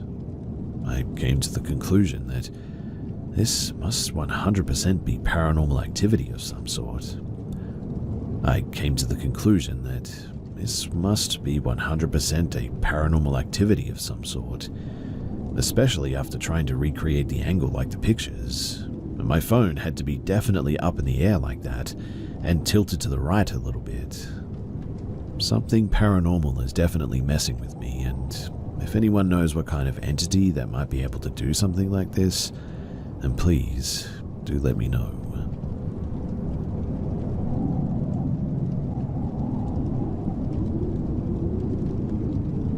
So I'm mostly telling this story because it was just so mind-boggling that I cannot resist the urge to tell somebody about it, anyone who will listen. So this happened in either 2008 or 2009, but in order to understand the story, you need a little bit of background, so bear with me. My sister Sharon has severe nonverbal autism. She's 4 years older than me, and at that time I would have been maybe 19 or 20, and I didn't have a stable living situation. But at the time of the story, I was living with my friend and his girlfriend, Darlene, in their one-bedroom apartment. I slept on one of the couches in the living room for a couple of $100 a month, and there were 2 couches that formed a right angle in front of the TV. Now, my sister had a day program that she would go to on the weekdays while my mum worked. The only problem was the program opened at the time that my mum needed to be at work, so she would drop my sister off wherever I was living, and I would watch her until a bus from the program would come to pick her up. This happened every single weekday. One morning, though, I woke up kind of delirious and looked over to the other couch, and there was my sister just sort of sitting there staring at me. She didn't look unusual or creepy. She was just sitting where she normally would and just sort of watching me. It's not uncommon for me to wake up in a sort of half-waking, half-sleep state where I kind of hallucinate, so when I saw her, I didn't really react and I just went right back to sleep. When I woke up later, I went about my day as normal. Some friends came to hang out. Darlene was in college and had an early morning class. She came home later that day and asked me why my sister was there that morning because it was a Saturday, a day Sharon wouldn't be there. This obviously confused me, and Darlene said when she was leaving to go to school, she saw my sister on the couch watching me sleep. Now, there was no way for her to know about what I saw because it wasn't of any importance to me at that time, so I just didn't tell anyone about it. The first thing that I thought was that, well, maybe my mum got confused about what day it was, and maybe she dropped her off at my house, but later realized what she did and came back to get her before I woke up. So I called my mum, but she told me that her and Sharon had been there all morning. It was incredibly bizarre to say the least, and to this day I'm still not sure how the heck to explain it. It never happened again, mind you, and I still don't know what happened, but the whole thing is just really, really eerie.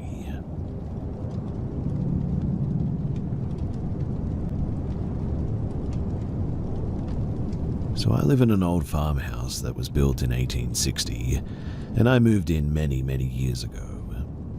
I was only about 12 years old when we moved in, but when my mother told me that I was sleeping upstairs, I immediately got an unsettling feeling without even knowing anything about the house. So I got all of my stuff up there and I slept up here.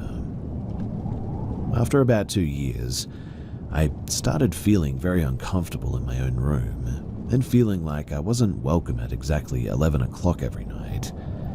I've even had friends come over that I haven't said anything about this to them, and around 11 o'clock, without failure, every single one of them has said that they want to leave my room. This started about 2 years ago, and I originally had just put it out of my mind and tried to ignore it. But after about 6 months of it, I went to sleep and woke up to an old woman standing over my head. I blinked, I waved my hands in front of me, and she was just standing over my face, staring. I watched her, terrified, fade out of existence over a few minutes with a terrible smile. I didn't go into my room for weeks after that, and then about 3 weeks later, the weird energy was just gone. So I was fine sleeping up there for about 1.5 years, and then the weird feeling at 11 o'clock started every night, all over again. I started burning sage as soon as I would feel weird, and this has always helped. and then going downstairs to sleep on the couch. Flashback though to about a week ago, and I got that weird feeling. I started burning sage, and immediately my sage just would not burn no matter how hard I tried. Then it went up in a huge flame and blew out in the opposite direction of my breath, and I watched the flame go up to the side, so I went downstairs, and the entire night I just saw something peeking around the corner by my stairwell. And the fact that I was still seeing things downstairs really worries me, because I've always gone down there to get away from the bad energy. Well, this has been going on since then, and anytime I look out of my peripheral vision, I see an all-black figure of a person just staring at me. I guess I'm just trying to get some advice on what to do, because I feel like things are escalating and I just don't know how to go about fixing it before everything goes too far.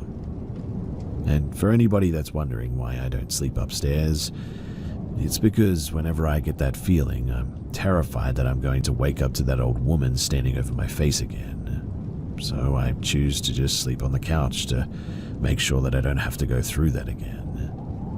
That experience was truly traumatizing, and I would do anything to stay away from whatever that was.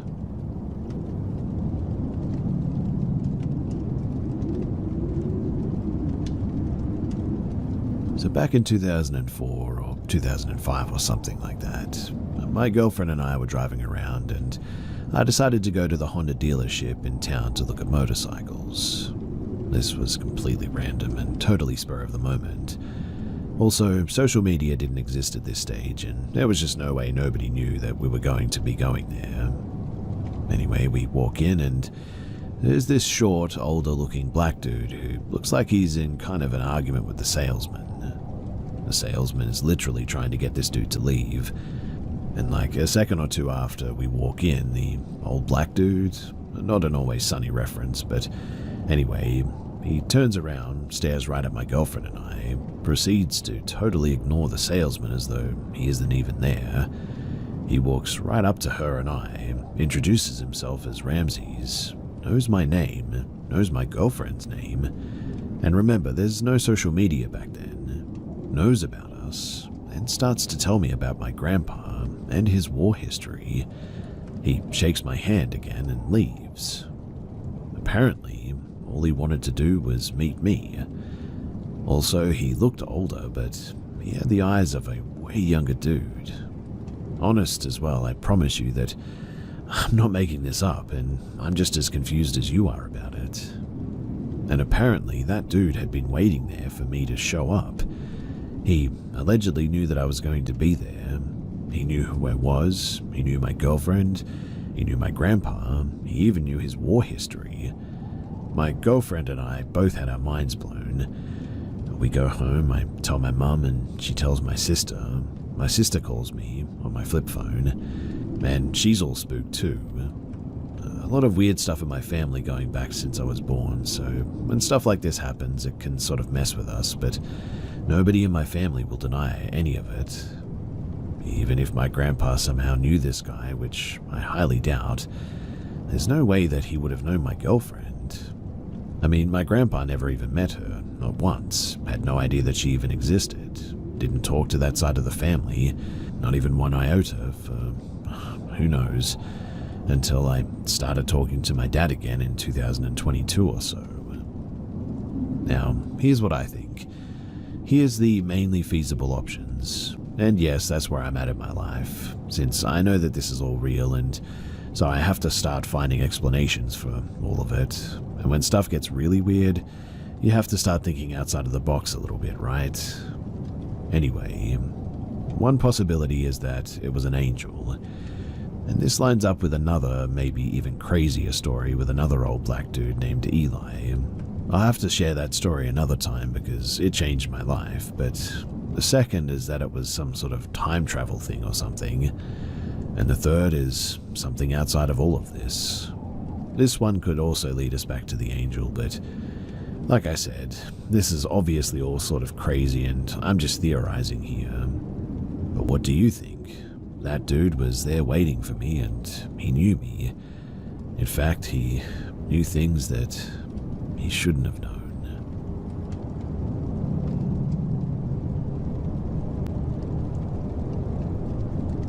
I am a long-distance hiker. I've hiked the entire JMT twice in both directions.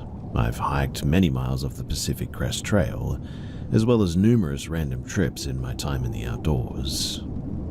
I have probably maybe a year of collective time sleeping outside in the wilderness, and have hiked over 2,000 miles collectively at a minimum.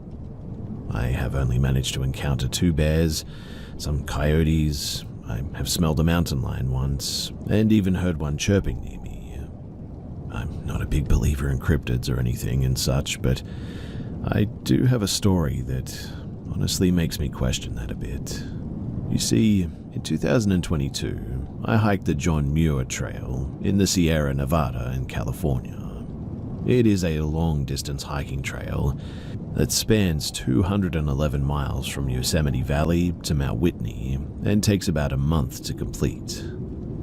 The trail is remote and located in some of the most amazing untouched nature that the country has to offer. I hiked the previous trails in a tradition southbound direction, and in 2022, I hiked the trail northbound towards Yosemite with my wife and female friend of ours. This story is on that 2022 trip. So one day, about halfway through our trip, when the afternoon was getting ready to end, we decided to camp in a place called Grouse Meadows. The previous year I enjoyed fishing here, and the gentle river that curves back and forth through the meadow, it makes for a really nice place to swim and filter water from. We started to make camp for the night, and I noticed a large buck about 10 yards from us staring at us. It then started approaching, and I started to yell at it just to, shoo it away. It circled around us a bit and left from us down the way that we had come from. I decided that I was going to catch a few fish before the sun went down, and who knows, maybe we could have some fish tacos for the night. The girls agreed and said that they would finish making camp while I was off. We split a 3-person tent, so it was pretty easy.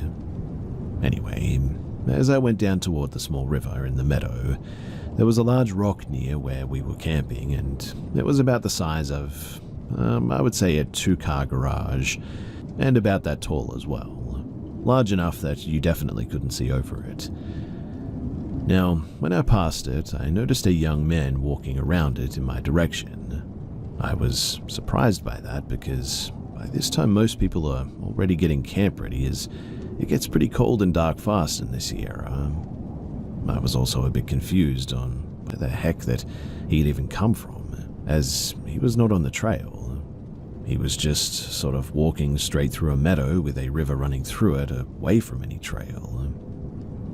As he got closer, I noticed that he was only wearing a small day pack, blue running shorts, and a white t-shirt, all completely clean. That may not sound that strange, but when you're multiple days away from any trailhead that leads out of the mountain, it definitely is a bit strange. I was kind of walking away from him toward the river, but it seemed like he was following me, so I stopped and said, "Hey man, how's it going?" He replied, "Hello," in a very plain and sort of monotone voice. He then said to me in the same voice, "What are you doing?" I replied, "Well, I'm about to go fishing," as if it wasn't obvious that I have a rod and a reel in my hand. He didn't laugh though.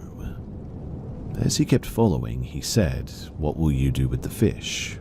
I said, "If it's big enough and not pregnant, I'm going to eat it." At this point, I stopped by a little beach on the side of the river, and he passed by me, and I felt a bit of relief. He seemed a bit off to me, I guess, but then, just when he was about 20 feet past me, he stopped and turned around along the beach and squatted down and just watched me fishing. Eventually, I pulled one in, and it was a pretty good size, and I prepared to clean it, and just as I pulled the guts out of the fish, He said, "How does it taste?" And I looked over at him, waiting to hear a joke or something, and he was just smiling. A terrible feeling suddenly came over me, like that hair on the back of your neck type of feeling, just standing up. I said, "Well, I have to clean it first, man, and cook it and all." I said it in a way that would have come off to normal people as, "Okay, I'm done talking to you, it's time to go" type of way. I stuck my knife in the sand in front of me, and I didn't put it away this time. The man, after a while, said, "I'm hiking 30 miles today." And I said, "That's nice, man. Have fun."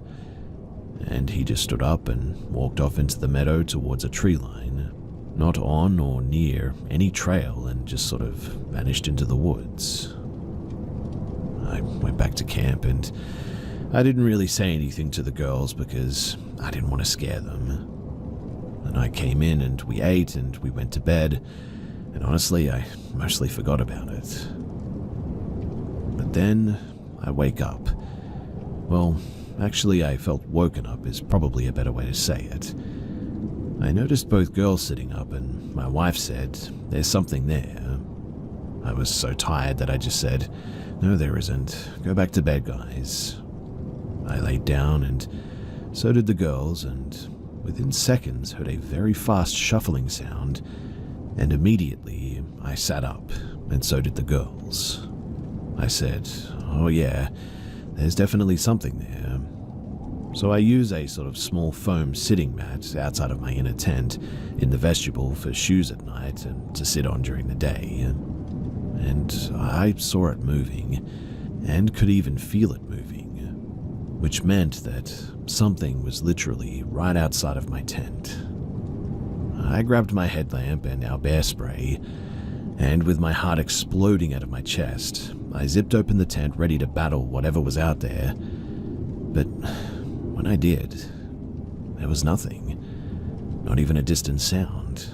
It was dead silent.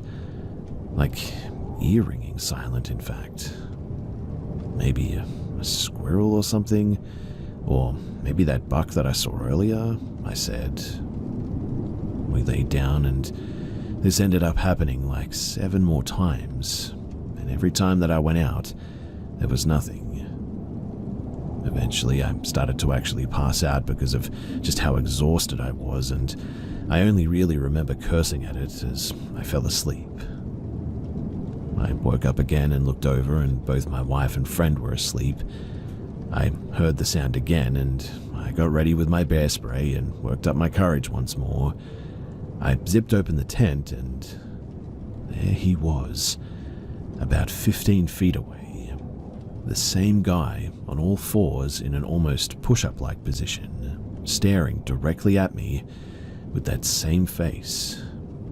It was completely silent, and then he crawled backwards into the dark with a speed that it's hard to explain. Then, all I remember is that I woke up. I was so relieved that it was a dream, and in the morning I told them that I had dreamed that there was something at the tent, and they looked at me like I was joking.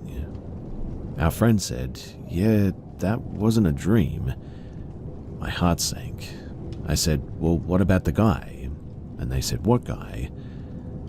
Obviously, I didn't tell them about the guy down at the river, so they couldn't know if it was real or not, or just a dream that he had visited the tent.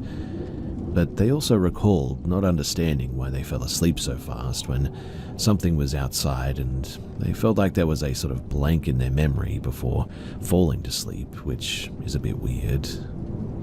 We all agreed that there was a general feeling that was off in this place. I don't really tell people this story too because I know how crazy it sounds, that it sounds stupid and fake.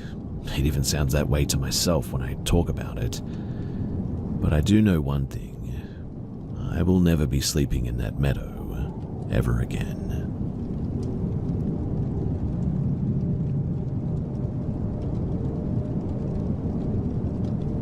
My house was haunted ever since it was built, and so I theorized that it wasn't the house, but instead that it was the land. It was a pretty big property, around 40,000 square feet, and around it were just fields.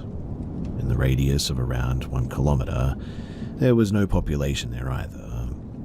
There were about maybe 6 to 7 people who worked on our property full-time to maintain it, and every single one of them had a story to tell, let me tell you.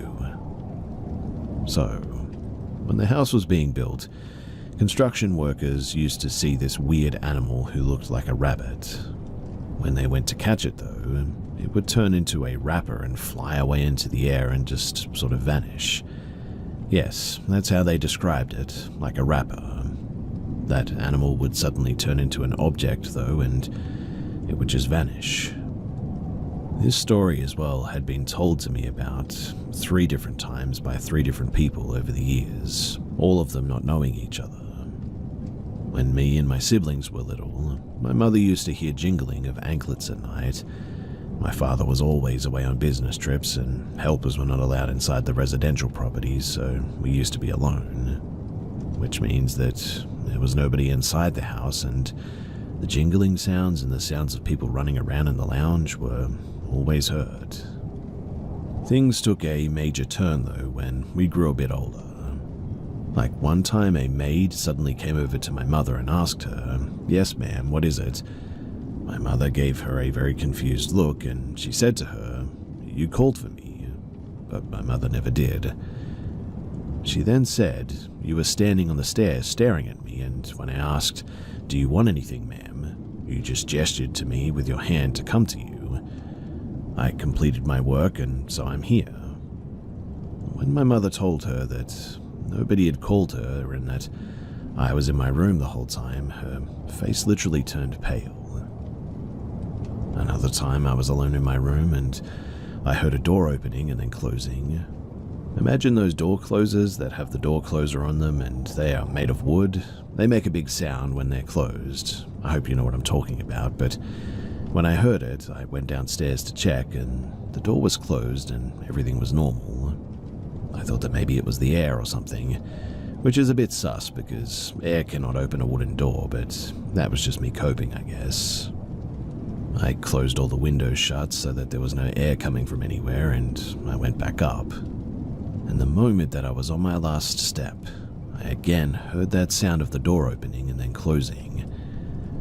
And it was now that I was beginning to realize that this might be some sort of jinn or demonic type thing.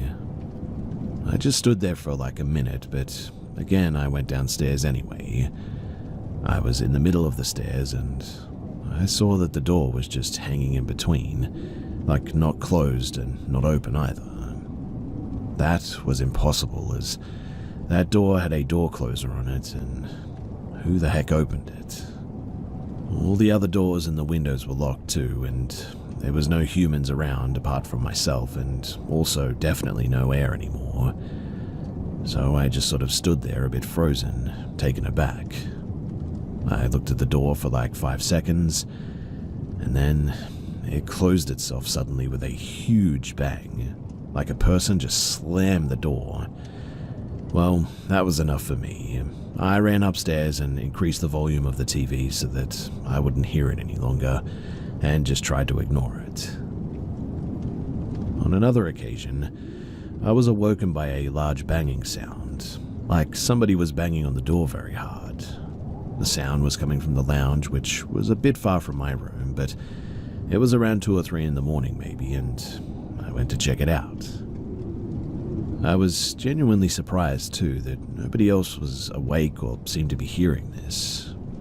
I mean, the sound was very loud, but I tried not to think about it too much, thinking that they must just be in a deep sleep. When I reached the door though, I was completely in shock. The sound was coming from behind the door, as if somebody was banging on it, but as loud as the sound was, the door wasn't vibrating or moving or anything. It was still. Again, I stood there thinking, what the heck is happening?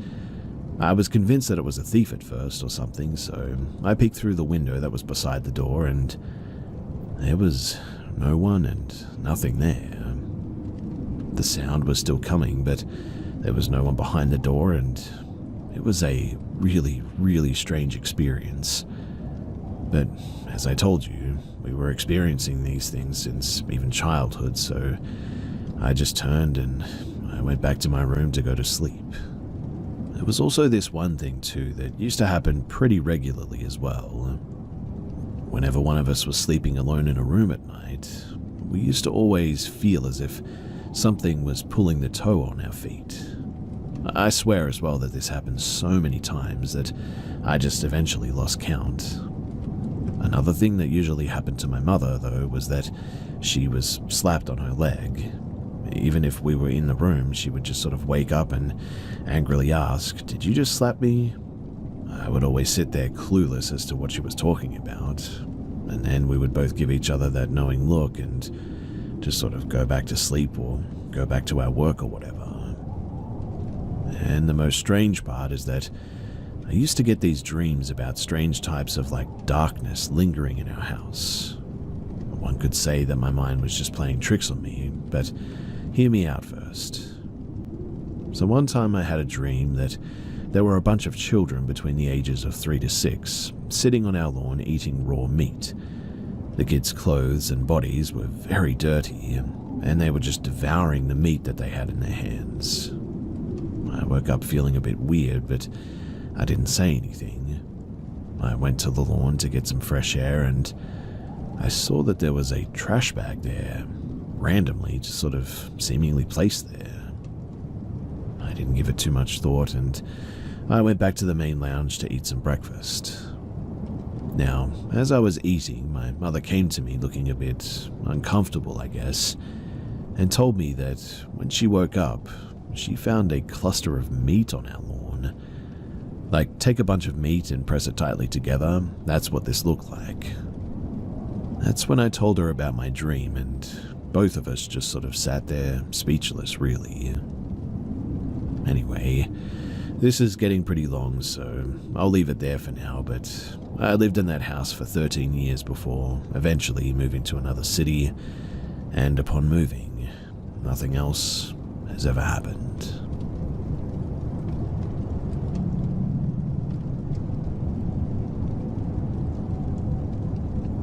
I was 22 years old when this happened. So I worked in a grocery store which had been featured in the news. You could see me in the clip and it was clear where I worked. I had just came back from vacation and a co-worker told me that some guy had been coming around every day for a week asking for me. When I asked who or why, they told me that they had no idea, but he was around my age and seemed a little bit off to them. Well, a few hours passed by and my co-worker came and told me that the guy was back again, asking for me. His name was James. In the back room, we had a computer, and you could see all the camera footage from all over the place. I looked and didn't recognize who James was, but decided to go and ask what he wanted anyway. When I went to meet him, he was clearly drunk and said that he had seen me on TV and wanted to ask me out. I replied with, I'm sorry, but I'm actually in a relationship, even though I was single. I said that I needed to get back to work, and he asked me if he should come with me or not. I was confused by this and said that I'm working. He then left, but I could see him through the cameras outside the store, just drinking. A few hours passed by and he was still waiting for me outside, so I had to use another exit when I left. The next day I came to work and I saw him waiting for me outside the store. He had a huge smile on his face and he immediately walked up to me. He was really shy and didn't say a word until I said hey while passing by to get into the store. He followed me inside and said that he needed to talk. I asked him what was up and he said, how about we go to the movies?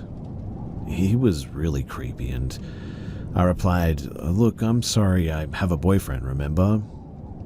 As I was walking away, he started following me and asked if he could come help me with my work.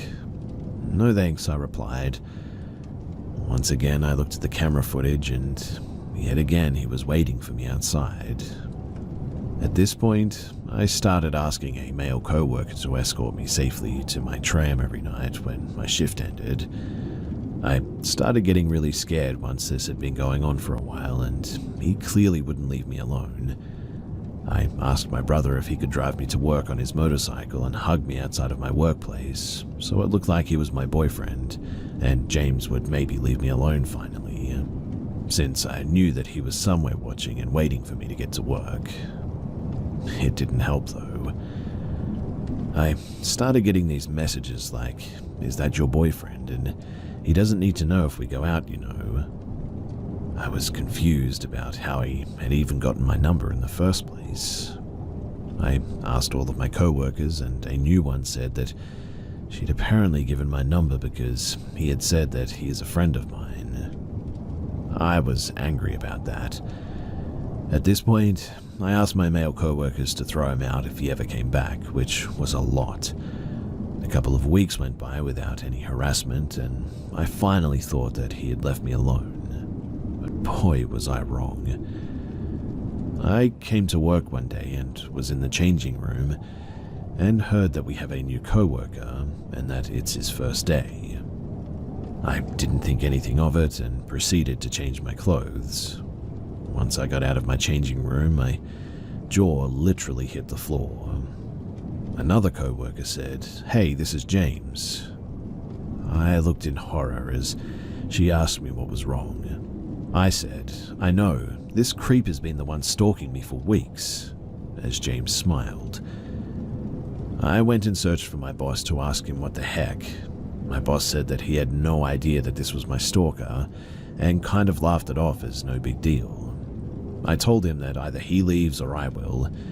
He said that I wouldn't have to work the same shift as James and he couldn't fire him. He lied though. You see, I had a lot of shifts with him, and wherever I went, he followed without saying a word. He just kept following me. I would often have my lunch break by the computer so that I could at least see where he was, and every day I could see him just staring at me behind me as I ate. We had cameras there too. This went on for a while. He would text me every day, but at work he didn't say anything, just stared at me. My boss finally understood though what a freak James was and that he didn't actually do any work, just stalking, and started to think of ideas of how to fire him. One time I noticed James was clearly drunk at work, and so I told my boss and he got fired. And this is when the stalking, well, as far as I know, finally stopped.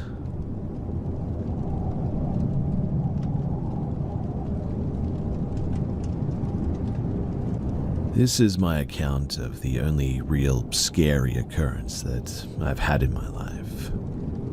It was mid-October, 1992. I was riding home on my motorcycle from seeing some friends. It was late in the evening, early morning hours of that chilly fall weekend in Central California. I had made my turn off of the county freeway onto a less than well-lit country road. I remember that the road ahead was deserted, no headlights coming towards me, nor any taillights in my rearview mirrors. The road was encompassed though with large walnut groves on each side. The huge trees and the land swallowed the distance ahead in complete darkness. I was clipping along at about maybe 50 miles per hour when my eyes caught the jogger up ahead of me, on my right side. My mind quickly thought, how odd, wondering why someone would be out here jogging at this time of the year, at this hour of the night. As I approached him, I gradually moved to the middle of the road to give the jogger some space. I touched on my brights so that he could see me approaching. Now, understand this. At first, in my mind, there was nothing out of the ordinary, other than the timing of the situation. A hooded runner, heather grey sweats, a figure about 6 feet tall, jogging along the shoulder of a deserted country road at midnight in October. A bit strange, yeah, but really, who am I to judge? Anyway, as I approached him at a safe distance of maybe 100 feet away, bright headlight blazing, I saw him. or perhaps I should say, it stumble. I fully expected the figure to fall, sprawling face down into the plowed dirt, but it didn't. It fell to the ground on all fours, but very quickly and with amazing agility, it began running like an animal on all fours, like a wild animal. Mind you, I was riding at a regular speed at this point, maybe 55 miles per hour, but the hooded human form that I'd watched become a hooded animal was keeping pace with me for a moment. Then, as if it sensed that it had been discovered, it sped off to its right into the pitch-black walnut grove. Instantly, my blood ran cold. I downshifted out of instinct and throttled hard, and honestly, I was gone. All I could think of at that split second was that thing, that animal, might suddenly pop up in my rearview mirror with some horrific, maniacal, grimaced face right before ending me. Before I knew it, I was driving 5 miles down the road and my speedometer read 100 miles per hour. And just before I made my final right turn towards home, I got my courage up to look into my rearview, but there was nothing. There was just the pitch-black night behind me. Whatever it was now gone. Shakingly, I made my last turn, and I didn't look back again until I pulled into my garage and I closed the door. To this day, now 30 years later, I can tell this story, and my listeners will react with either complete disbelief, some believe me, and others are not sure. But what really was it? A person, an animal, a shapeshifter, a skinwalker or something? Or maybe a combination of all those? I'll let you decide for yourself.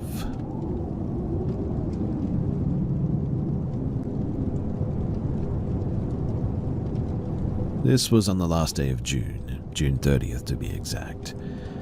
My stepdad worked at a motorcycle shop next to the Native American res that we were nearby. This particular day, me and my mum had to go and help him at work because they were moving to a different building to somewhere about a mile away. My stepdad told me a story about something that had happened there one time, paranormal-wise, and I've always believed in the paranormal, so I was sort of curious, I guess.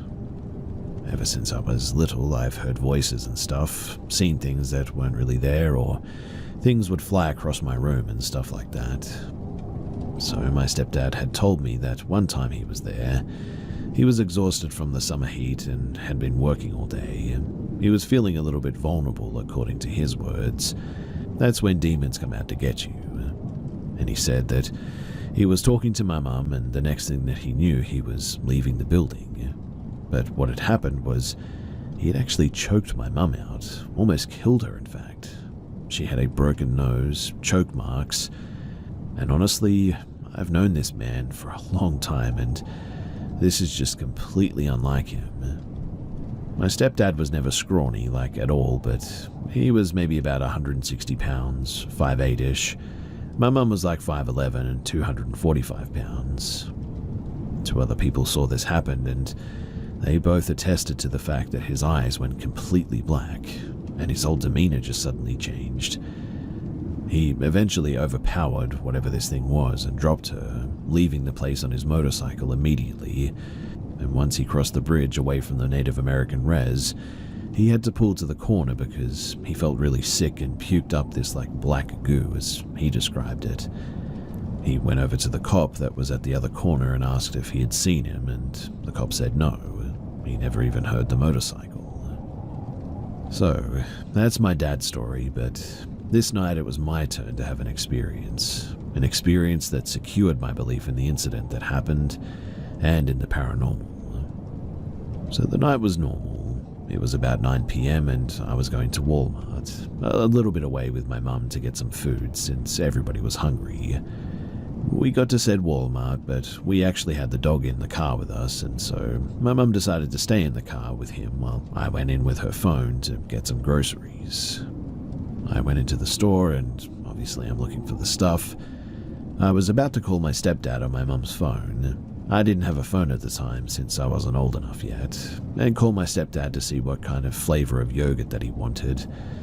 But he called me, and I answered the phone and I hear, "Hi," and I said, "Hey, good thing you called me. I was just about to call to see what kind of yogurt."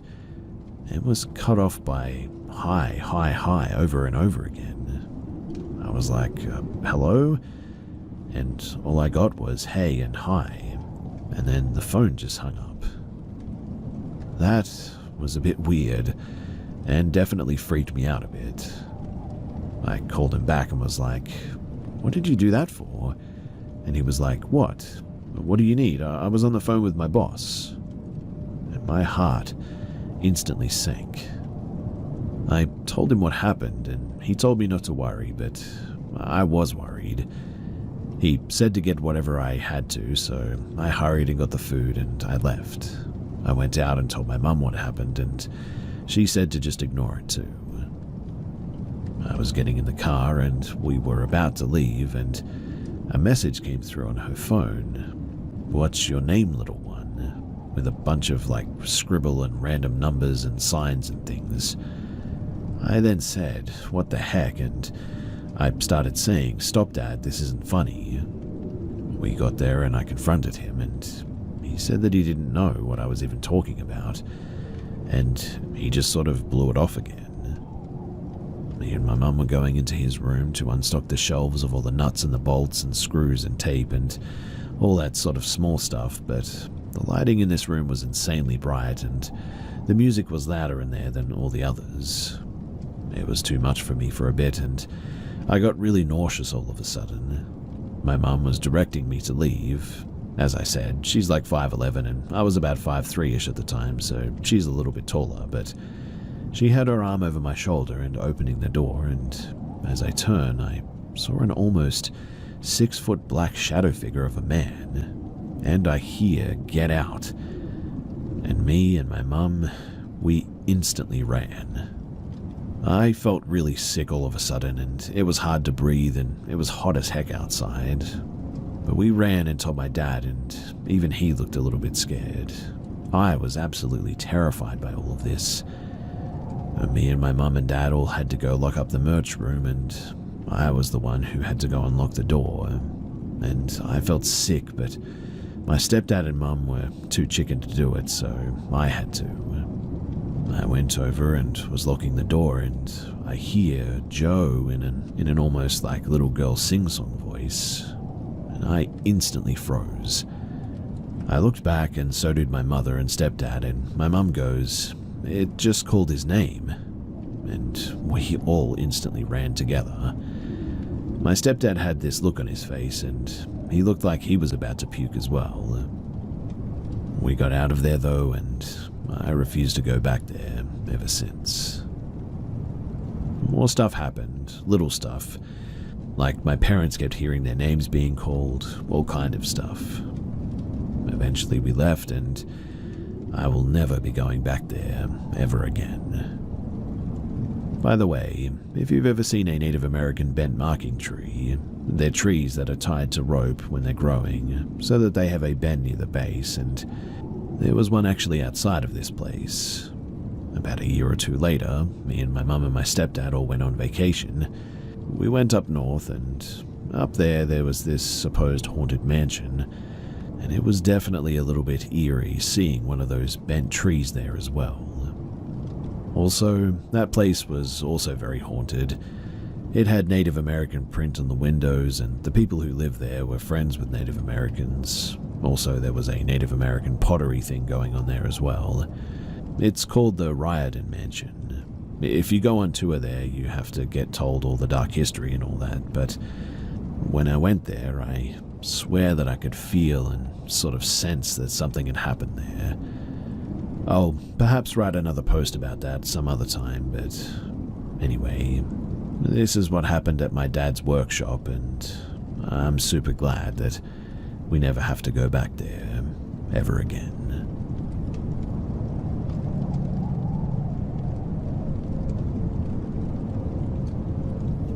I don't know what is completely relevant to this story, so I'm just going to try to be as detailed as possible. So several years ago, when I was still a student, I witnessed something strange. It was 4 a.m. and I had just left my dorm room to wake a friend up in another dorm block. On normal days, we'd wake up at like 5 a.m., but we had exams coming up, so that's why I woke up an hour earlier. I had a quick shower and walked over to pick up my friend from her dorm. Now, we didn't have any streetlights on our campus, and we were far from the closest town, like 5 kilometers at least. So the area was pretty dark, with exceptions of the lights emanating from the individual dorm building entrances. Her dorm was around a 3-minute walk, and between her dorm and mine, there wasn't much but a path lined up by a short hedge and some trees here and there, really. Now, around a minute away from her dorm room, now in view, I saw something. A bright, blinding ball of light, roughly the size of a volleyball, shot from behind me. I instantly froze. I felt like this thing was watching me. It made no sound at all, and somehow it didn't illuminate the area around it as much for the amount of light that it was producing. It stayed motionless, around 1.5 meters above and in front of me. I remember standing there and wondering what on earth that was. I was frozen and I had this terrible sense of dread and I felt paralyzed. I remember telling myself to look away and to just run, but before I could do anything, it kind of just started hovering around and then zapped away so fast that I felt like if I had blinked that I would have thought that it just disappeared. Suddenly I wasn't so scared anymore, so I looked around behind the tree to see if I could still spot it, but it was gone. I bolted to my friend's dorm, but by the time that I had got there, some people were already awake, and what was supposed to be a 3-minute walk had now been around 25 to 30 minutes. I don't think that I spent that much time staring at that thing, and I've always wondered just what that was. And over the years, I saw some wild theories on the internet. I stumbled upon something called a lightning ball, which had the closest resemblance to what I witnessed, but I'm unsure if it's an actual phenomenon or not. Anyway, I decided to ask all of you guys, has anyone heard of or experienced something similar to this? Is there something that could logically explain what I experienced that morning? Thanks in advance to anyone who can offer any information.